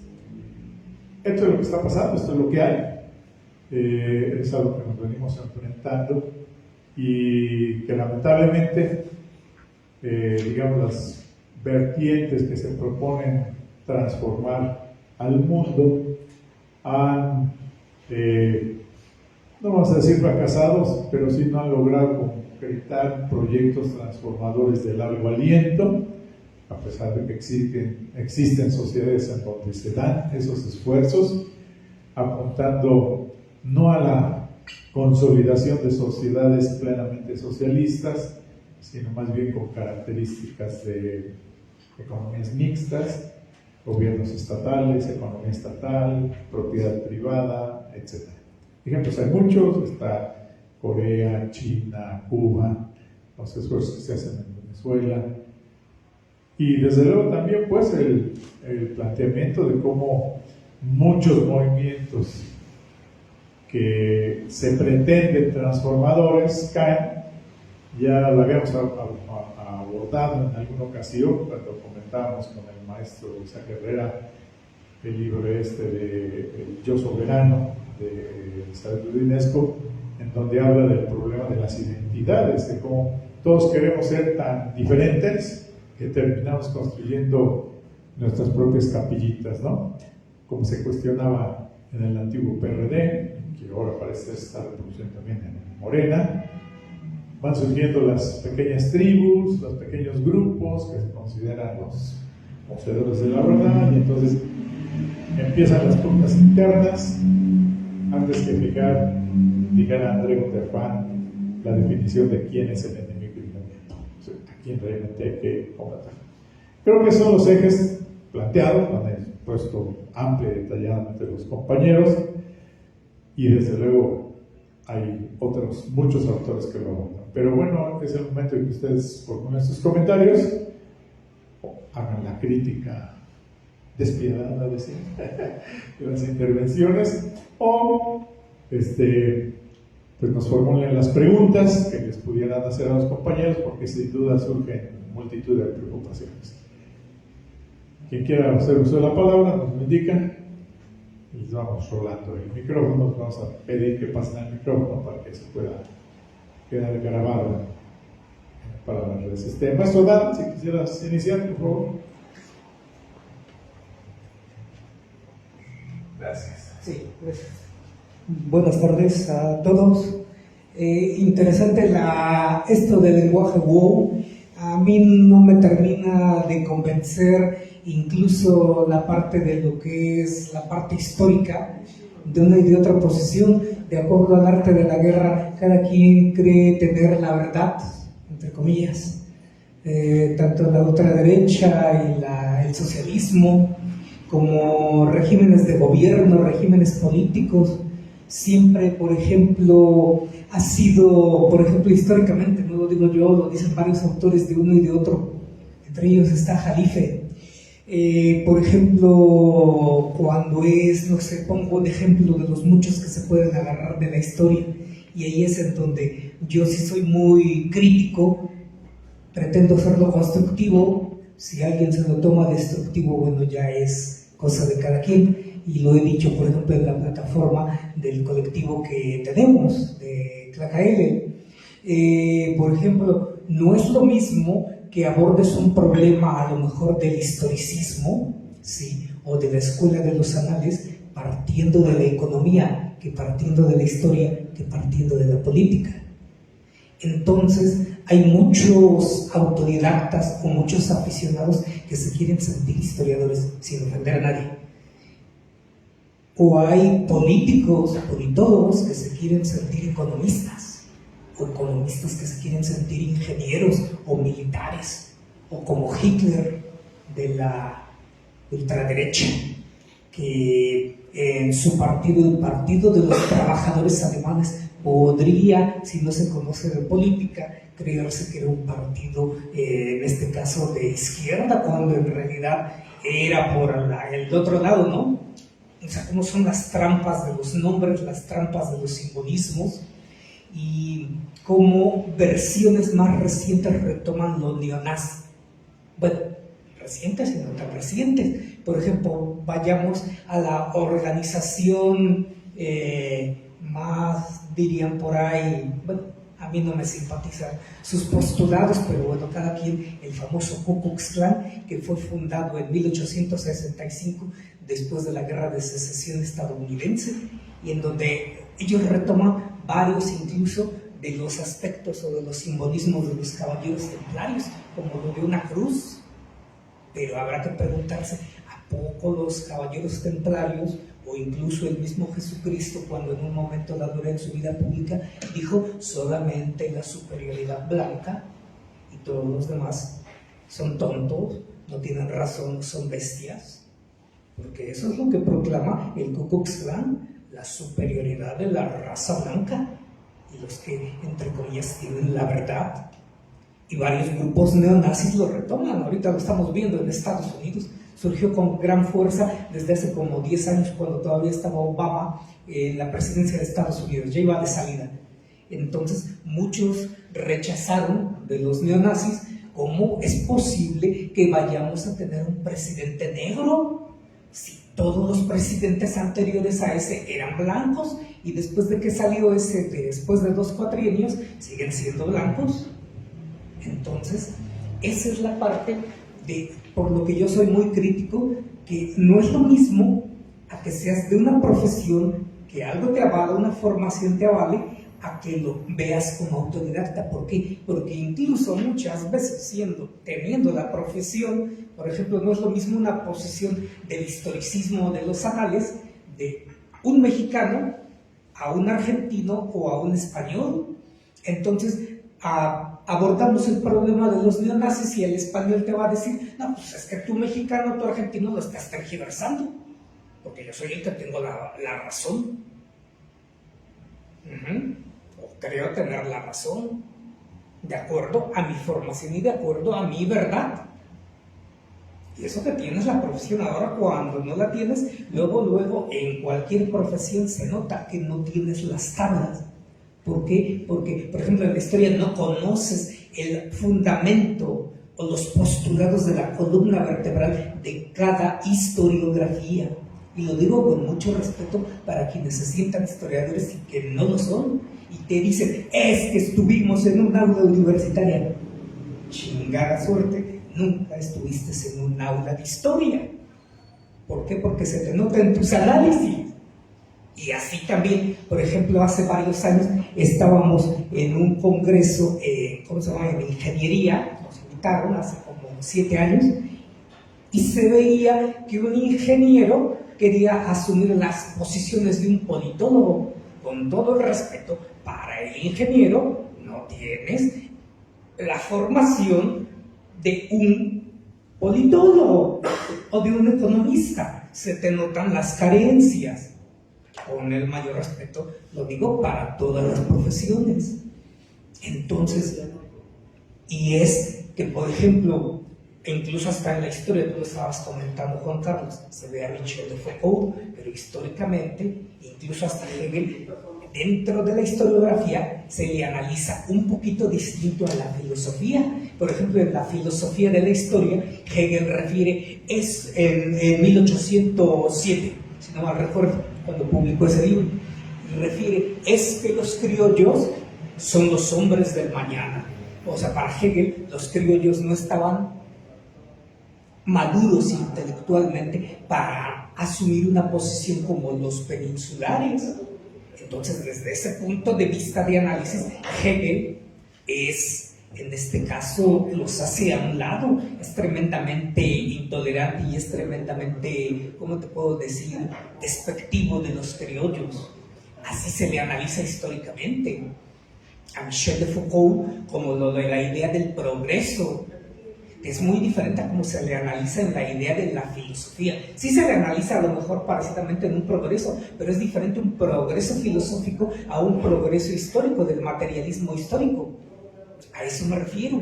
Entonces, yo pienso que hay que tener mucho cuidado cuando analizamos sin tener las tablas de una profesión. ¿Por qué? Porque se tergiversa el discurso y se ve bien chafa, o se asumen otras posiciones que en las profesiones esas posiciones no existen. En pocas palabras, se improvisa y se inventa. Eso es lo que se ve mal, y eso incluso lo analiza mismo desde, por ejemplo, en la historia misma, por ejemplo, como el autor de los anales de la escuela francesa, Ferdinand Bordel, uno de los principales formadores de la columna vertebral de la historiografía de los anales, corto, mediano y largo plazo. A nosotros, por ejemplo, ahorita lo de los aranceles que establecieron este gobierno neonazi de Donald Trump, tenemos la posibilidad de analizar corto y mediano plazo. Largo plazo, 50 años, 100 años, que es la causa de las consecuencias principales. Eso ya no nos va a tocar a nosotros, les va a tocar a la siguiente generación, a las siguientes 2 generaciones. Entonces, si no conozco los fundamentos de la historiografía de los anales, digo, no, pues este análisis de ahorita, de mi crítica, a lo mejor lo puso hace 3 días, y yo ya pienso que estoy analizando lo principal. No, las consecuencias más importantes y de más largo alcance son las de largo plazo. Estoy analizando el aspecto inmediato, pero no es lo más importante, de acuerdo a Ferdinand Bordel, no de acuerdo a mí. ¿Va? Entonces, yo en esa posición sí rescataría eso dentro de la historia. No es lo mismo asimilarlo desde un punto de vista del lenguaje o desde la historia a un análisis filosófico o a un análisis político. Es un tema interesante y muy complejo porque da mucho a qué analizar. Y bueno, finalmente, para terminar mi intervención, por ejemplo, el lenguaje WoW nos lleva finalmente a la misma fase de lo que viene siendo del consumismo.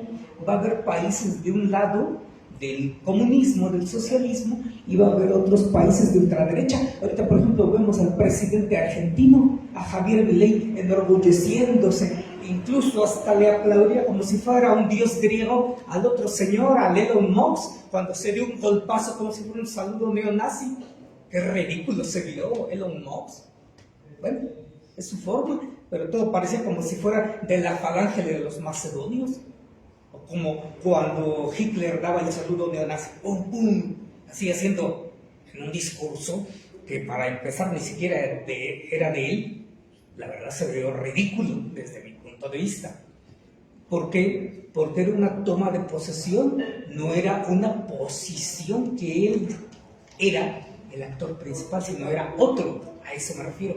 Una cosa es que apoye al actor principal y otra cosa es que fuera él, como si quisiera robar cámara. O esa es la impresión que a mí me dio.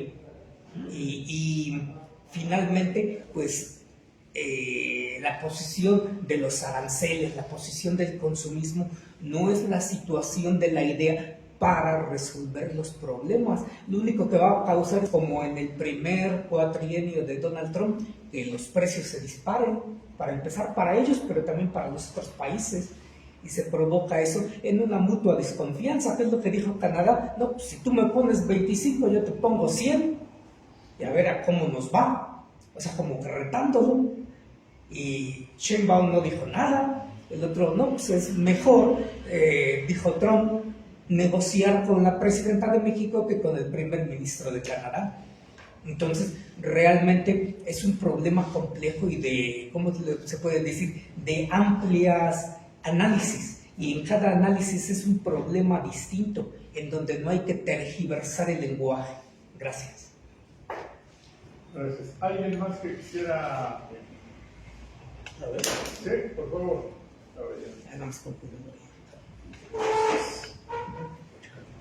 Bueno, pues buenas tardes. Quiero agradecerle a los panelistas, ¿no?, por habernos compartido estas exposiciones.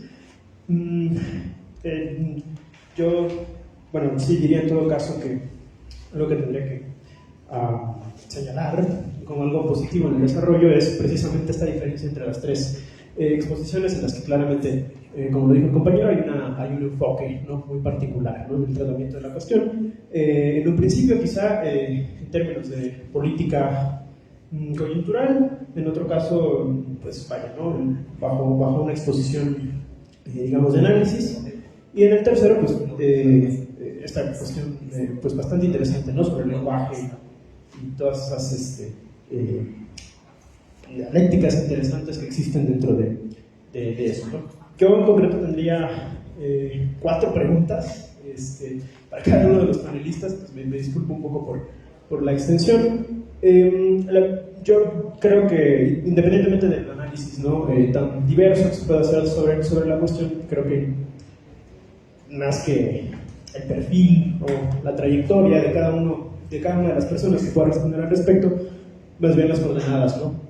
Yo diría, en todo caso, filosófico-históricas me parecerían más importantes a mí que eso, más relevantes, y por supuesto que no podría responder a partir de eso, ¿no?, y confrontarlas eventualmente. En ese sentido, creo que hay diversas coordenadas en las cuales se puede dar más o menos un tratamiento, ¿no?, particular sobre la izquierda y la derecha, y su relación de eso con la ideología woke, ¿no? Se mencionó, por ejemplo, al doctor Jalife, que tengo entendido que también es algo que, vaya, una idea, una tesis que se ha compartido con otros pensadores, la cuestión particular de la soberanía, ¿no? Yo quisiera preguntarles cómo consideran ustedes, o sea, ¿cuál consideran que es la relación exactamente entre la soberanía nacional, que está directamente relacionada con la cuestión del Estado, y el Estado, vaya, como digamos, eje tal vez rector, ¿no?, en general de las políticas públicas en concreto, y de lo que podríamos, si es que ustedes lo consideran así, definir como izquierda y derecha, porque por supuesto habrá quien diga que no necesariamente el espectro político tiene que ir según el sentido de qué es lo que se tiene que responder en función del Estado, pero si ustedes lo consideran así, ¿cuál considerarían que es, según ustedes, la relación de la ideología woke de la izquierda en función del Estado, y qué papel tiene en particular, si es que hay alguno de estas coordenadas, con el Estado? La segunda pregunta va un poco relacionado con eso también, que es que hay ciertos pensadores o ciertos teóricos que no solamente relacionan a la ideología, que más bien relacionan a la ideología woke como una suerte de posicionamiento que está también relacionado con ciertos movimientos que se consideran en la práctica de izquierda, pero que tienen como idea fundamental dos cosas. La idea de que pues, no consideran al Estado como eje rector en tanto que propuesta, ¿no?, ideológica, y los que consideran que hay cierto grupo étnico, incluso dentro de las naciones o de los estados, que tienen cierta, digamos, prioridad, ¿no?, en relación a los otros, ¿no? En este caso, pues les pregunto si ustedes consideran que hay una relación en esto que se llaman los indigenismos, pues precisamente, ¿no?, con estos movimientos políticos en función del Estado. Eso tiene mucho que ver, por supuesto, con la primera pregunta, ¿no? Podrán decir ustedes que no necesariamente relaciona alguna. Y de ahí se deriva una precisamente que quisiera hacerla en esta fecha en particular, pero supongo que esta es la tercera. ¿Cuál creen ustedes que es la importancia del año en particular, no de un evento? Podríamos decir que es una colección de eventos muy diversos, pero el año de 1968 en particular, como colección de movimientos políticos, pues no sé si explícitamente identitarios, pero sí en cierto sentido distintos o con un viraje distinto de la ¿no?, pues sí, del núcleo central de la política de izquierda, si podríamos denominarla en ese sentido, anterior, ¿no? Y dependiendo de lo que consideren en relación a los indigenismos, pues el año de 1994, ¿no?, en estos términos. Yo sé que son cuestiones que en cierto sentido parecen ser que son distintas entre sí, pero que algunos teóricos o ciertos autores identifican ciertos vasos comunicantes entre estas perspectivas, ¿no? La siguiente pregunta es en relación a la socialdemocracia y al capitalismo globalista, digamos, ¿no? Esta mañana justamente estaba viendo una persona que sigo de manera muy cercana, que también suele hacer ciertos análisis de coyuntura respecto a lo de Trump, ¿no? Esta idea que por cierto tiene que ver mucho en este sentido de la soberanía, de que el hecho de que aunque él represente un movimiento ideológico muy particular, sigue siendo en el contexto de Estados Unidos una respuesta precisamente a lo que bajo esas consideraciones representan la ideología woke, entre otras cosas, ¿no? Pero que la respuesta de Trump es en este sentido una respuesta en pro de la soberanía de los Estados Unidos, centrada particularmente en digamos, sí, ¿no?, una soberanía popular, ¿no?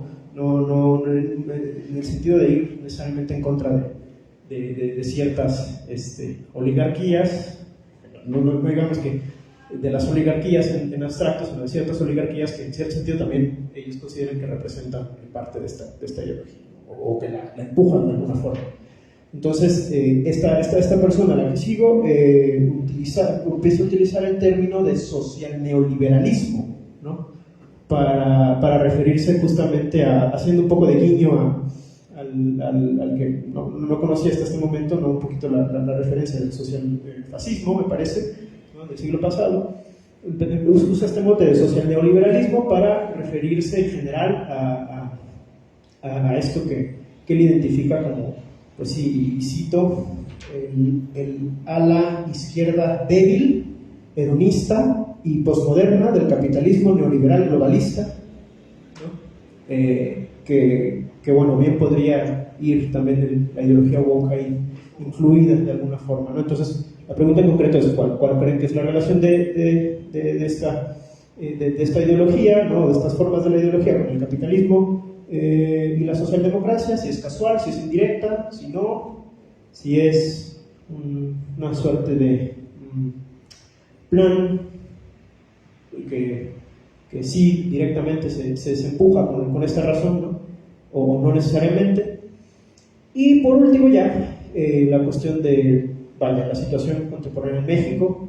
Creo que podemos estar conscientes en la mayoría de que bueno, en Morena, ¿no? Particularmente creo que pues estos movimientos es donde encuentran mayoritariamente, ¿no? su cierto cauce, que no necesariamente, porque pues también hay posiciones que en cierto sentido también defienden pues, una ideología más ligada al soberanismo, ¿no? A la revolución, ¿no? Democrática,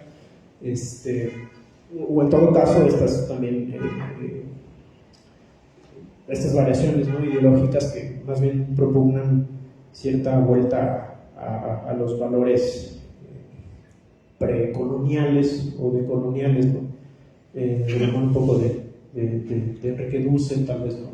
que incluso entre ellas se conectan, ¿no?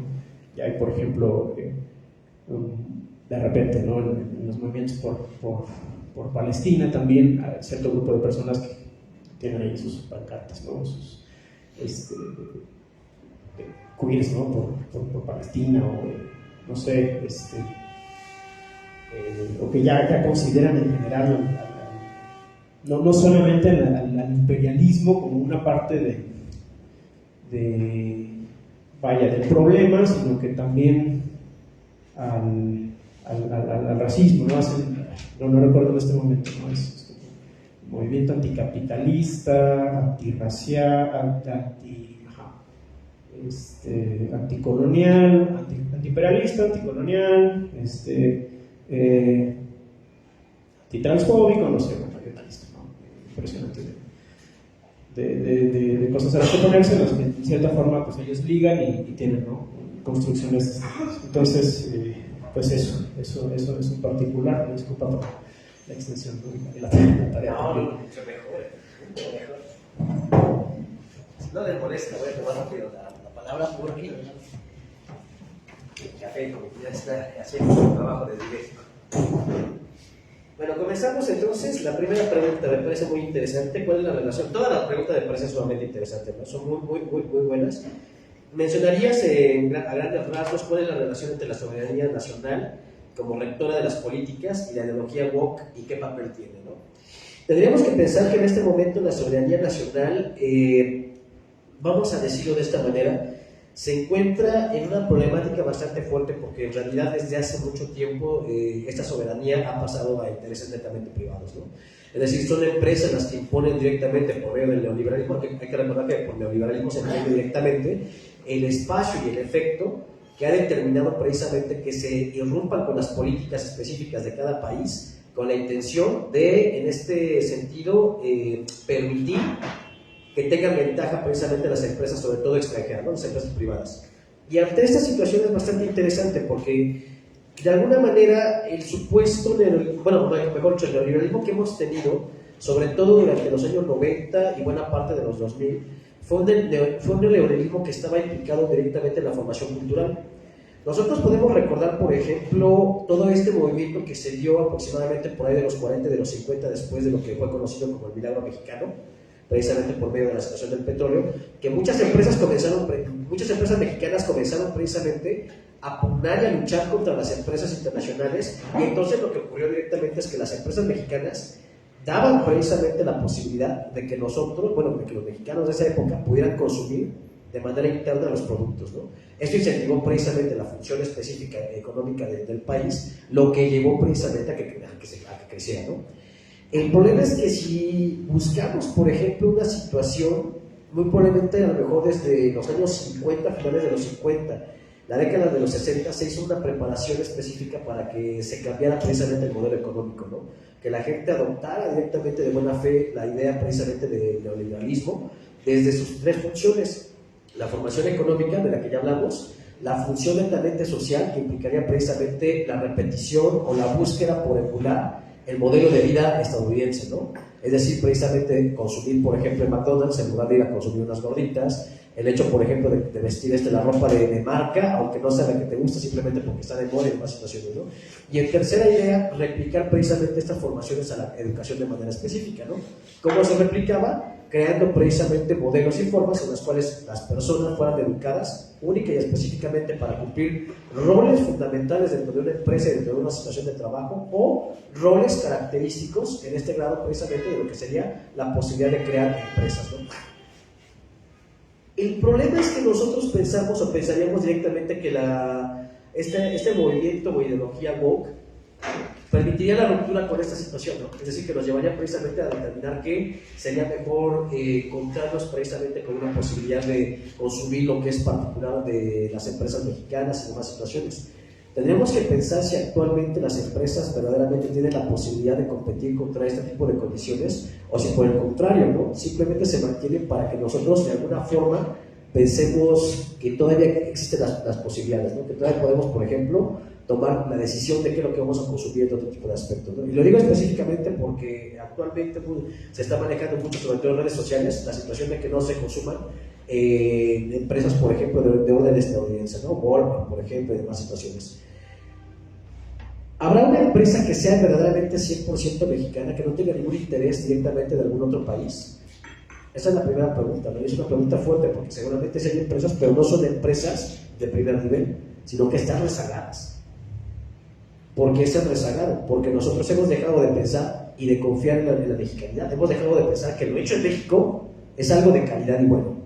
Y entonces pensamos, por ejemplo, que si de repente yo voy a comprar los tenis de cierta marca, estadounidense o alemana, en 5,000 o 6,000 pesos seguramente no van a durar. Yo les voy a decir una cosa, todos caemos en eso. A mí me tocó, por ejemplo, en algún momento donde me estaba yendo bastante bien, me compraba botas y las botas no eran de marcas mexicanas, sino que eran de marcas estadounidenses.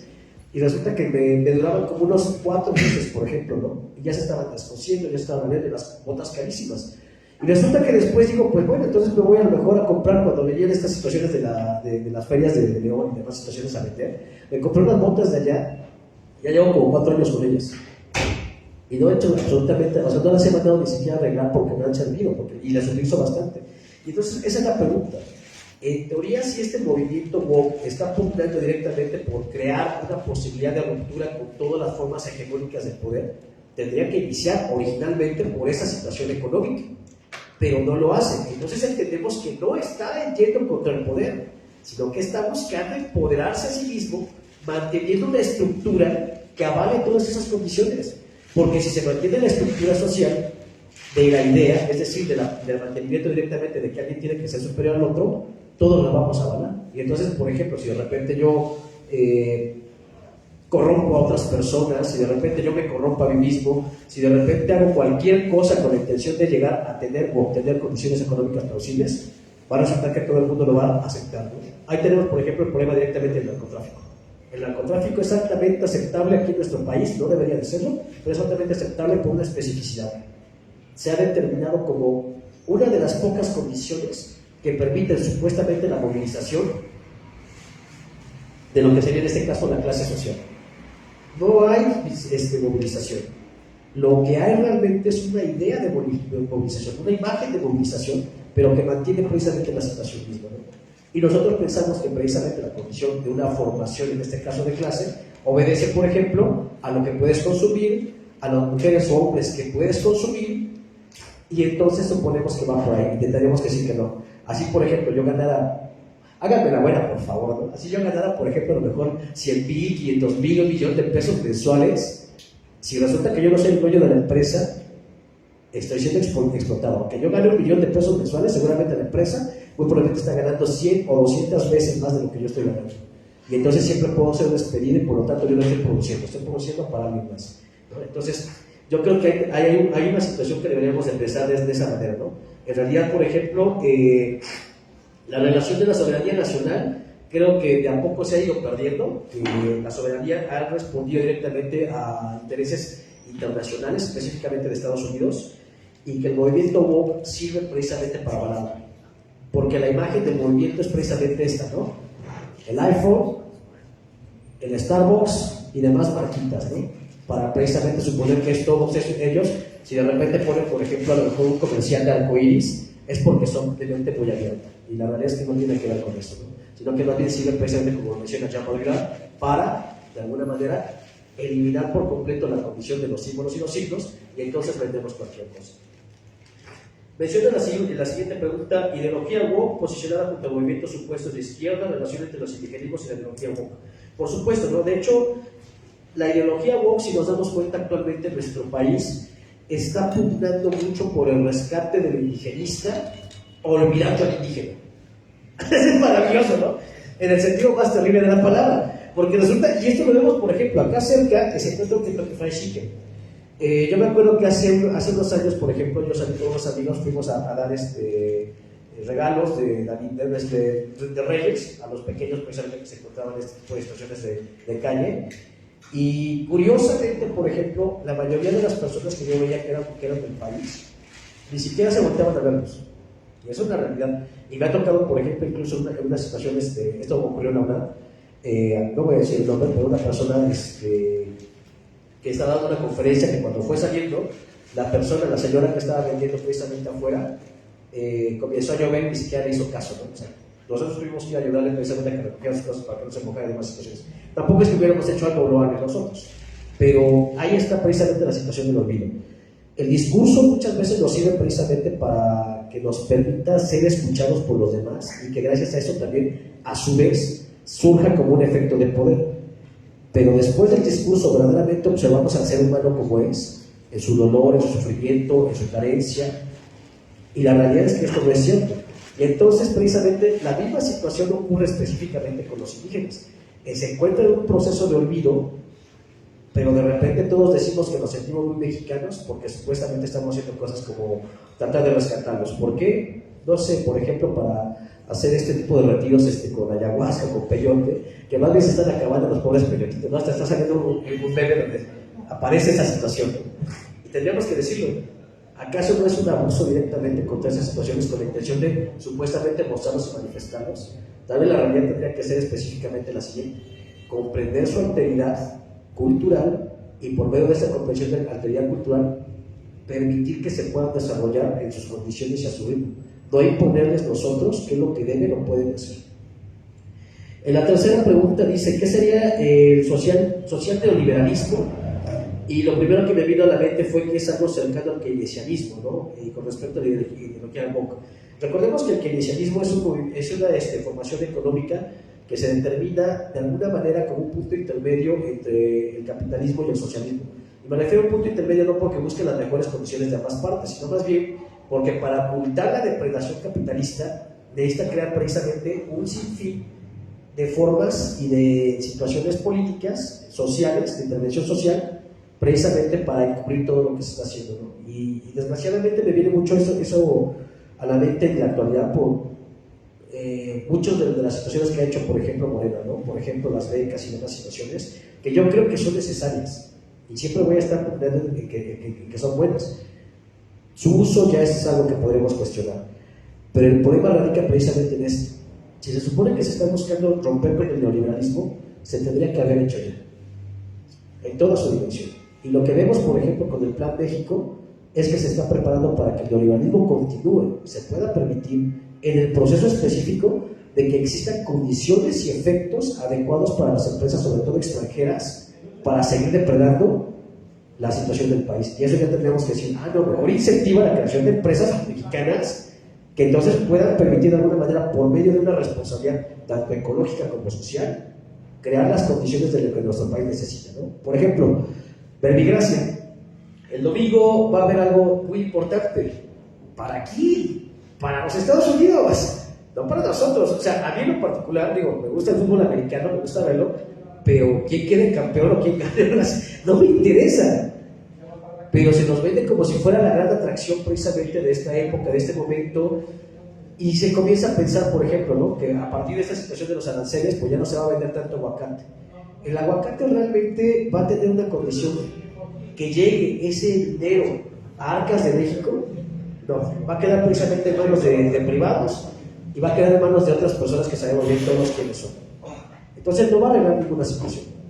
Pero el problema es que se nos hace pensar en esa cultura y entonces seguimos pensando que en lugar de incentivar el consumo interno y el consumo necesario de manera interna, lo más adecuado es exportar, cuando en realidad la formación económica más adecuada sería, primero, permite precisamente que tu producción sea para el consumo interno y ya después cualquier excedente ya lo puedes vender. Y acá tenemos todo lo contrario, ¿no? Primero nos preocupamos por todo lo demás, ese dinero nunca llega a la posición social y entonces el excedente nos es vendido a nosotros de manera, a su vez, nuevamente, extraordinaria o excelente, para redundar en palabras, ¿no? Entonces yo creo precisamente que sirve mucho para esa situación, ¿no? El social neoliberalismo tiene que ver con esta idea keynesiana de crear precisamente políticas, reformas y demás situaciones que pareciera ser que están a favor precisamente de la gente, cuando no en todos los casos van a ser así. La pregunta es por qué, y tendremos que decirlo, y esto es algo que yo he dicho en muchas ocasiones. En 2011 tenía un programa de radio que se llamaba Los Sabores de la Mente.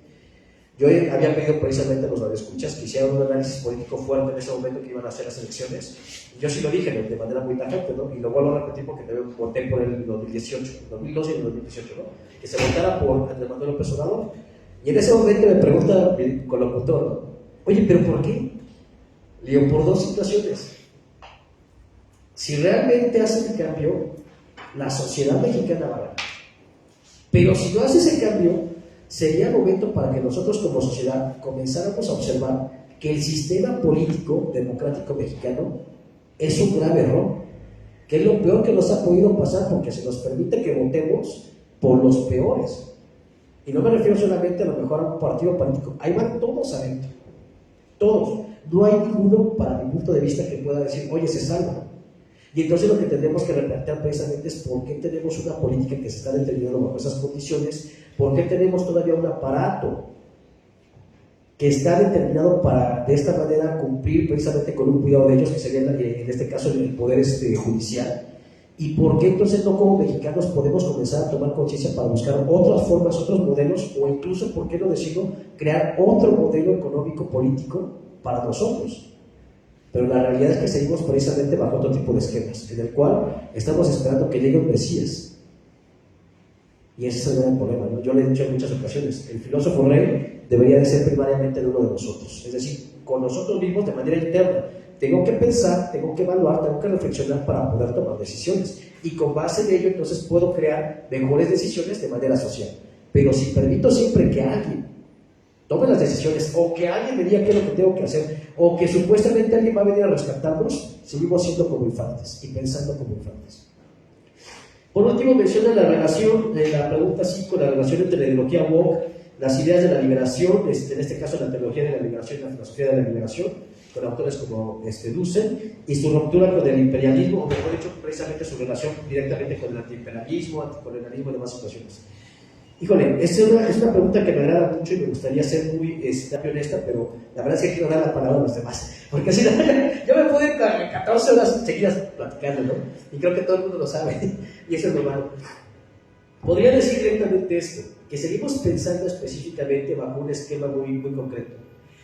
Yo sí creo profundamente que la educación es la vía para poder, de alguna manera, buscar la libertad del ser humano. Pero esta educación siempre ha estado mantenida bajo una estructura de dominación. Siéntate, levanta la mano, no hables, sal al recreo, haz esto, aquello, tienes 10, tienes 6, puedes reprobar, puedes aprobar, entre otro tipo de situaciones.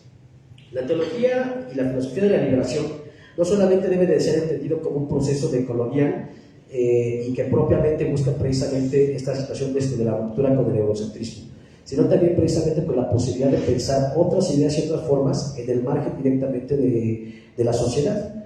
Y dentro de esto sería precisamente crear una nueva escuela y un nuevo modelo educativo. La realidad es que muchas veces no se da esto porque el propio imperialismo, aunque se asuma como una condición antiimperialista, sigue estando ahí. O sea, aunque nosotros nos digan, por ejemplo, bueno, ya no se trata de vas a romper con Estados Unidos y no tienes que hacer absolutamente nada que tenga que ver con Estados Unidos o con Europa, etcétera, etcétera. La realidad es que se nos sigue haciendo pensar que alguien más tiene que tomar las decisiones, porque yo no las sé.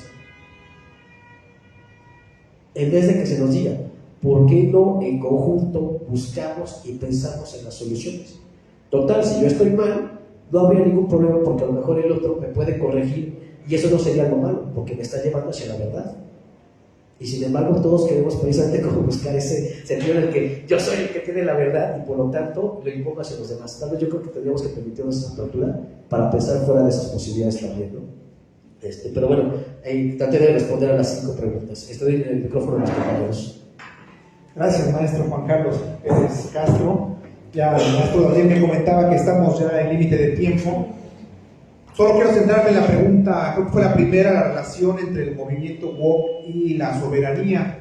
Bueno, en la medida en la que se tenga esa legitimidad Ya vimos el 6 de enero del 2021 esa irrupción en el Capitolio, y que evidentemente eran muestra de crisis y indicios de una guerra civil, según algunos analistas lo denominaron. Pero para México quisiera centrarme o concentrarme en México. ¿Qué tanto impacto, qué tanta influencia tendría el movimiento woke y en consecuencia afectaría a nuestra soberanía nacional, generando crisis de ingobernabilidad en este caso? Creo que en eso se centraría la respuesta. ¿Qué tanta legitimidad, qué tanto el pueblo, siendo el sujeto político esencial y fundamental para que haya Estado, junto con territorio y leyes, qué tanta legitimidad y aceptación tiene este movimiento woke o no lo tiene? Y en consecuencia es necesario transitar a definir, como lo dice el autor turco, a un nuevo contrato social, y yo diría para el resto del siglo XXI. Si para los chinos 120 años es el corto plazo, aquí nos estamos peleando cada 3 y cada 6 años por planes de desarrollo municipal, nacional, ya lo sabemos, pero definir esa utopía colectiva, esos intereses comunes y compartidos, yo diría, y dejar a un lado, como lo dice el subtítulo de este libro, dejar atrás lo woke por una izquierda más progresista, y también en dado caso redefinir y reconceptualizar en sí mismo epistemológicamente la cuestión del progresismo. El Grupo de Puebla surgió aquí hace ya 5 años, y el doctor Alfredo Jalife, yo le pregunté directamente, no tiene buena opinión del Grupo de Puebla, nada, aunque participan ahí personas como Evo Morales, Juan Evo Morales Ayma, Marco Enrique Sominami, Ernesto Samper Pizano de Colombia, alberga personajes de Latinoamérica y eventualmente también de España, Rodríguez Zapatero. Entonces, y ellos asumen una agenda progresista. En su último encuentro establecieron un decálogo, uno lo lee y es similar a la Carta de Derechos y Deberes Económicos de los Estados de la que hablaba yo de hace 50 años, que invito a leerla para quienes no lo hayan leído.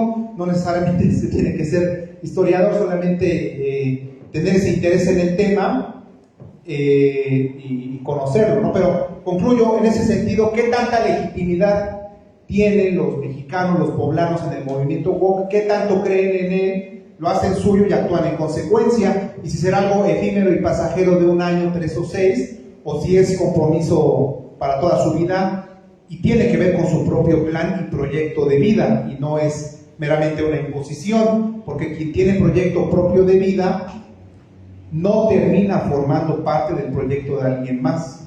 Gracias. Totalmente de acuerdo. Bien, efectivamente ya estamos sobre el tiempo, entonces no voy a abordar las interesantes preguntas que fueron formuladas por el compañero, ni comentaré lo señalado por Adán sobre la cuestión de la historia como ciencia.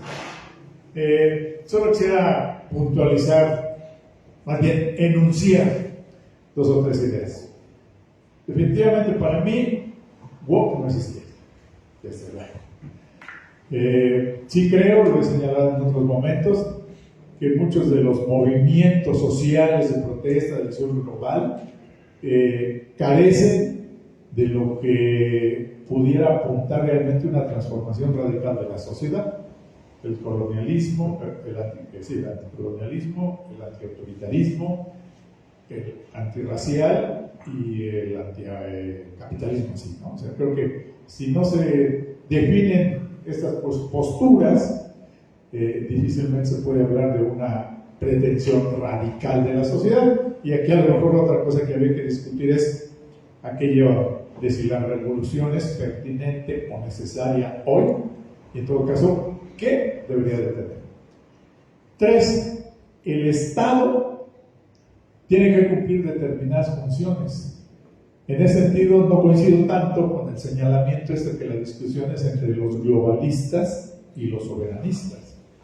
Yo creo que los estados nacionales siguen existiendo, a pesar de que hoy están desplazados en sus funciones por las élites económicas, por los grandes monopolios internacionales. Tienen que cumplir su función de defensa de la soberanía nacional y de integración de los intereses nacionales. pero al mismo tiempo no pueden desligarse de su articulación con el resto del mundo. Creo que eso es también claro, habría que profundizar las características. Y finalmente, para situar la discusión en el contexto histórico presente y lo que había que analizar de los proyectos, no solo de las personas, de Claudia y de Trump. Porque leía yo, no sé si ayer o el día de hoy, una columna de alguien que decía que así como AMLO en su momento dijo que la pandemia le cayó como anillo al dedo, y así funcionó, porque sirvió como distractor durante 2 o 3 años,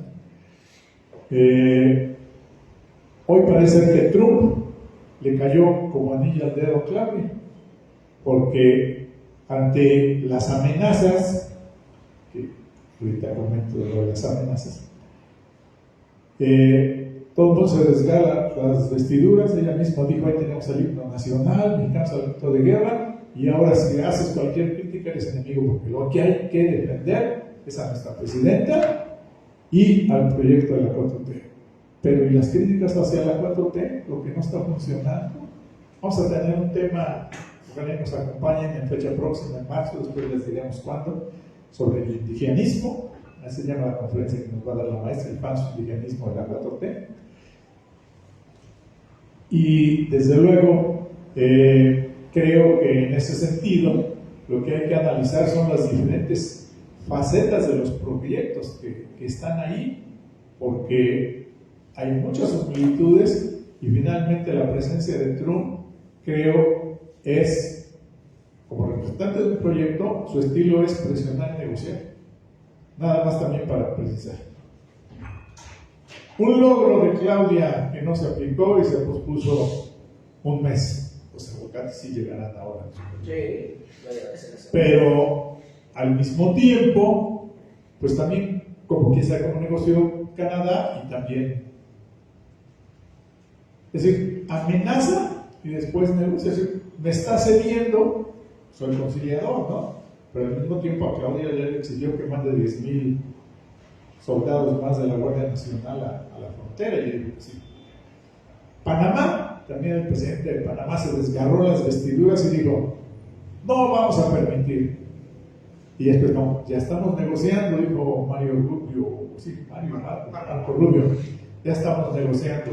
Sí, pero mientras, para poder sentarse a negociar, el mismo presidente de Panamá dijo: vamos a estar en pausa nuestras relaciones con Chile.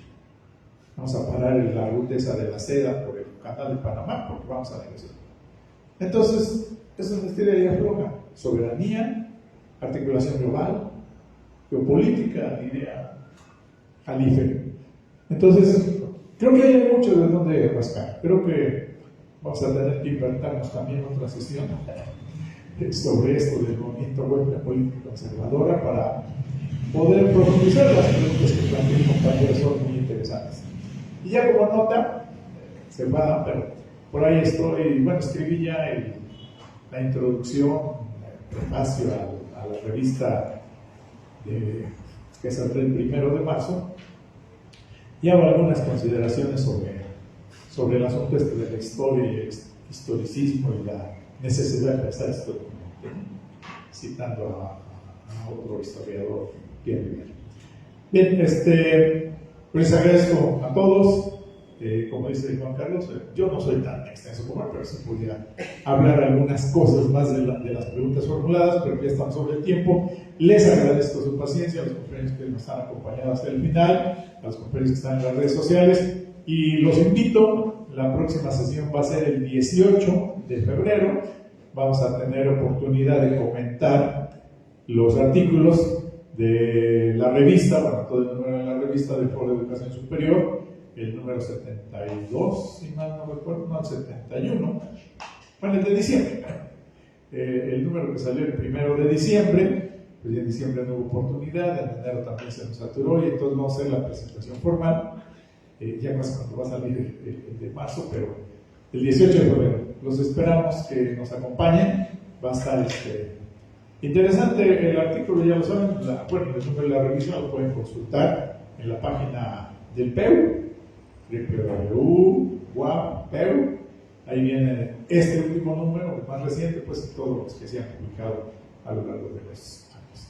Gracias y nos vemos, espero, confío, la próxima, el 18 de febrero, a las 5 de la tarde. Y buenas noches.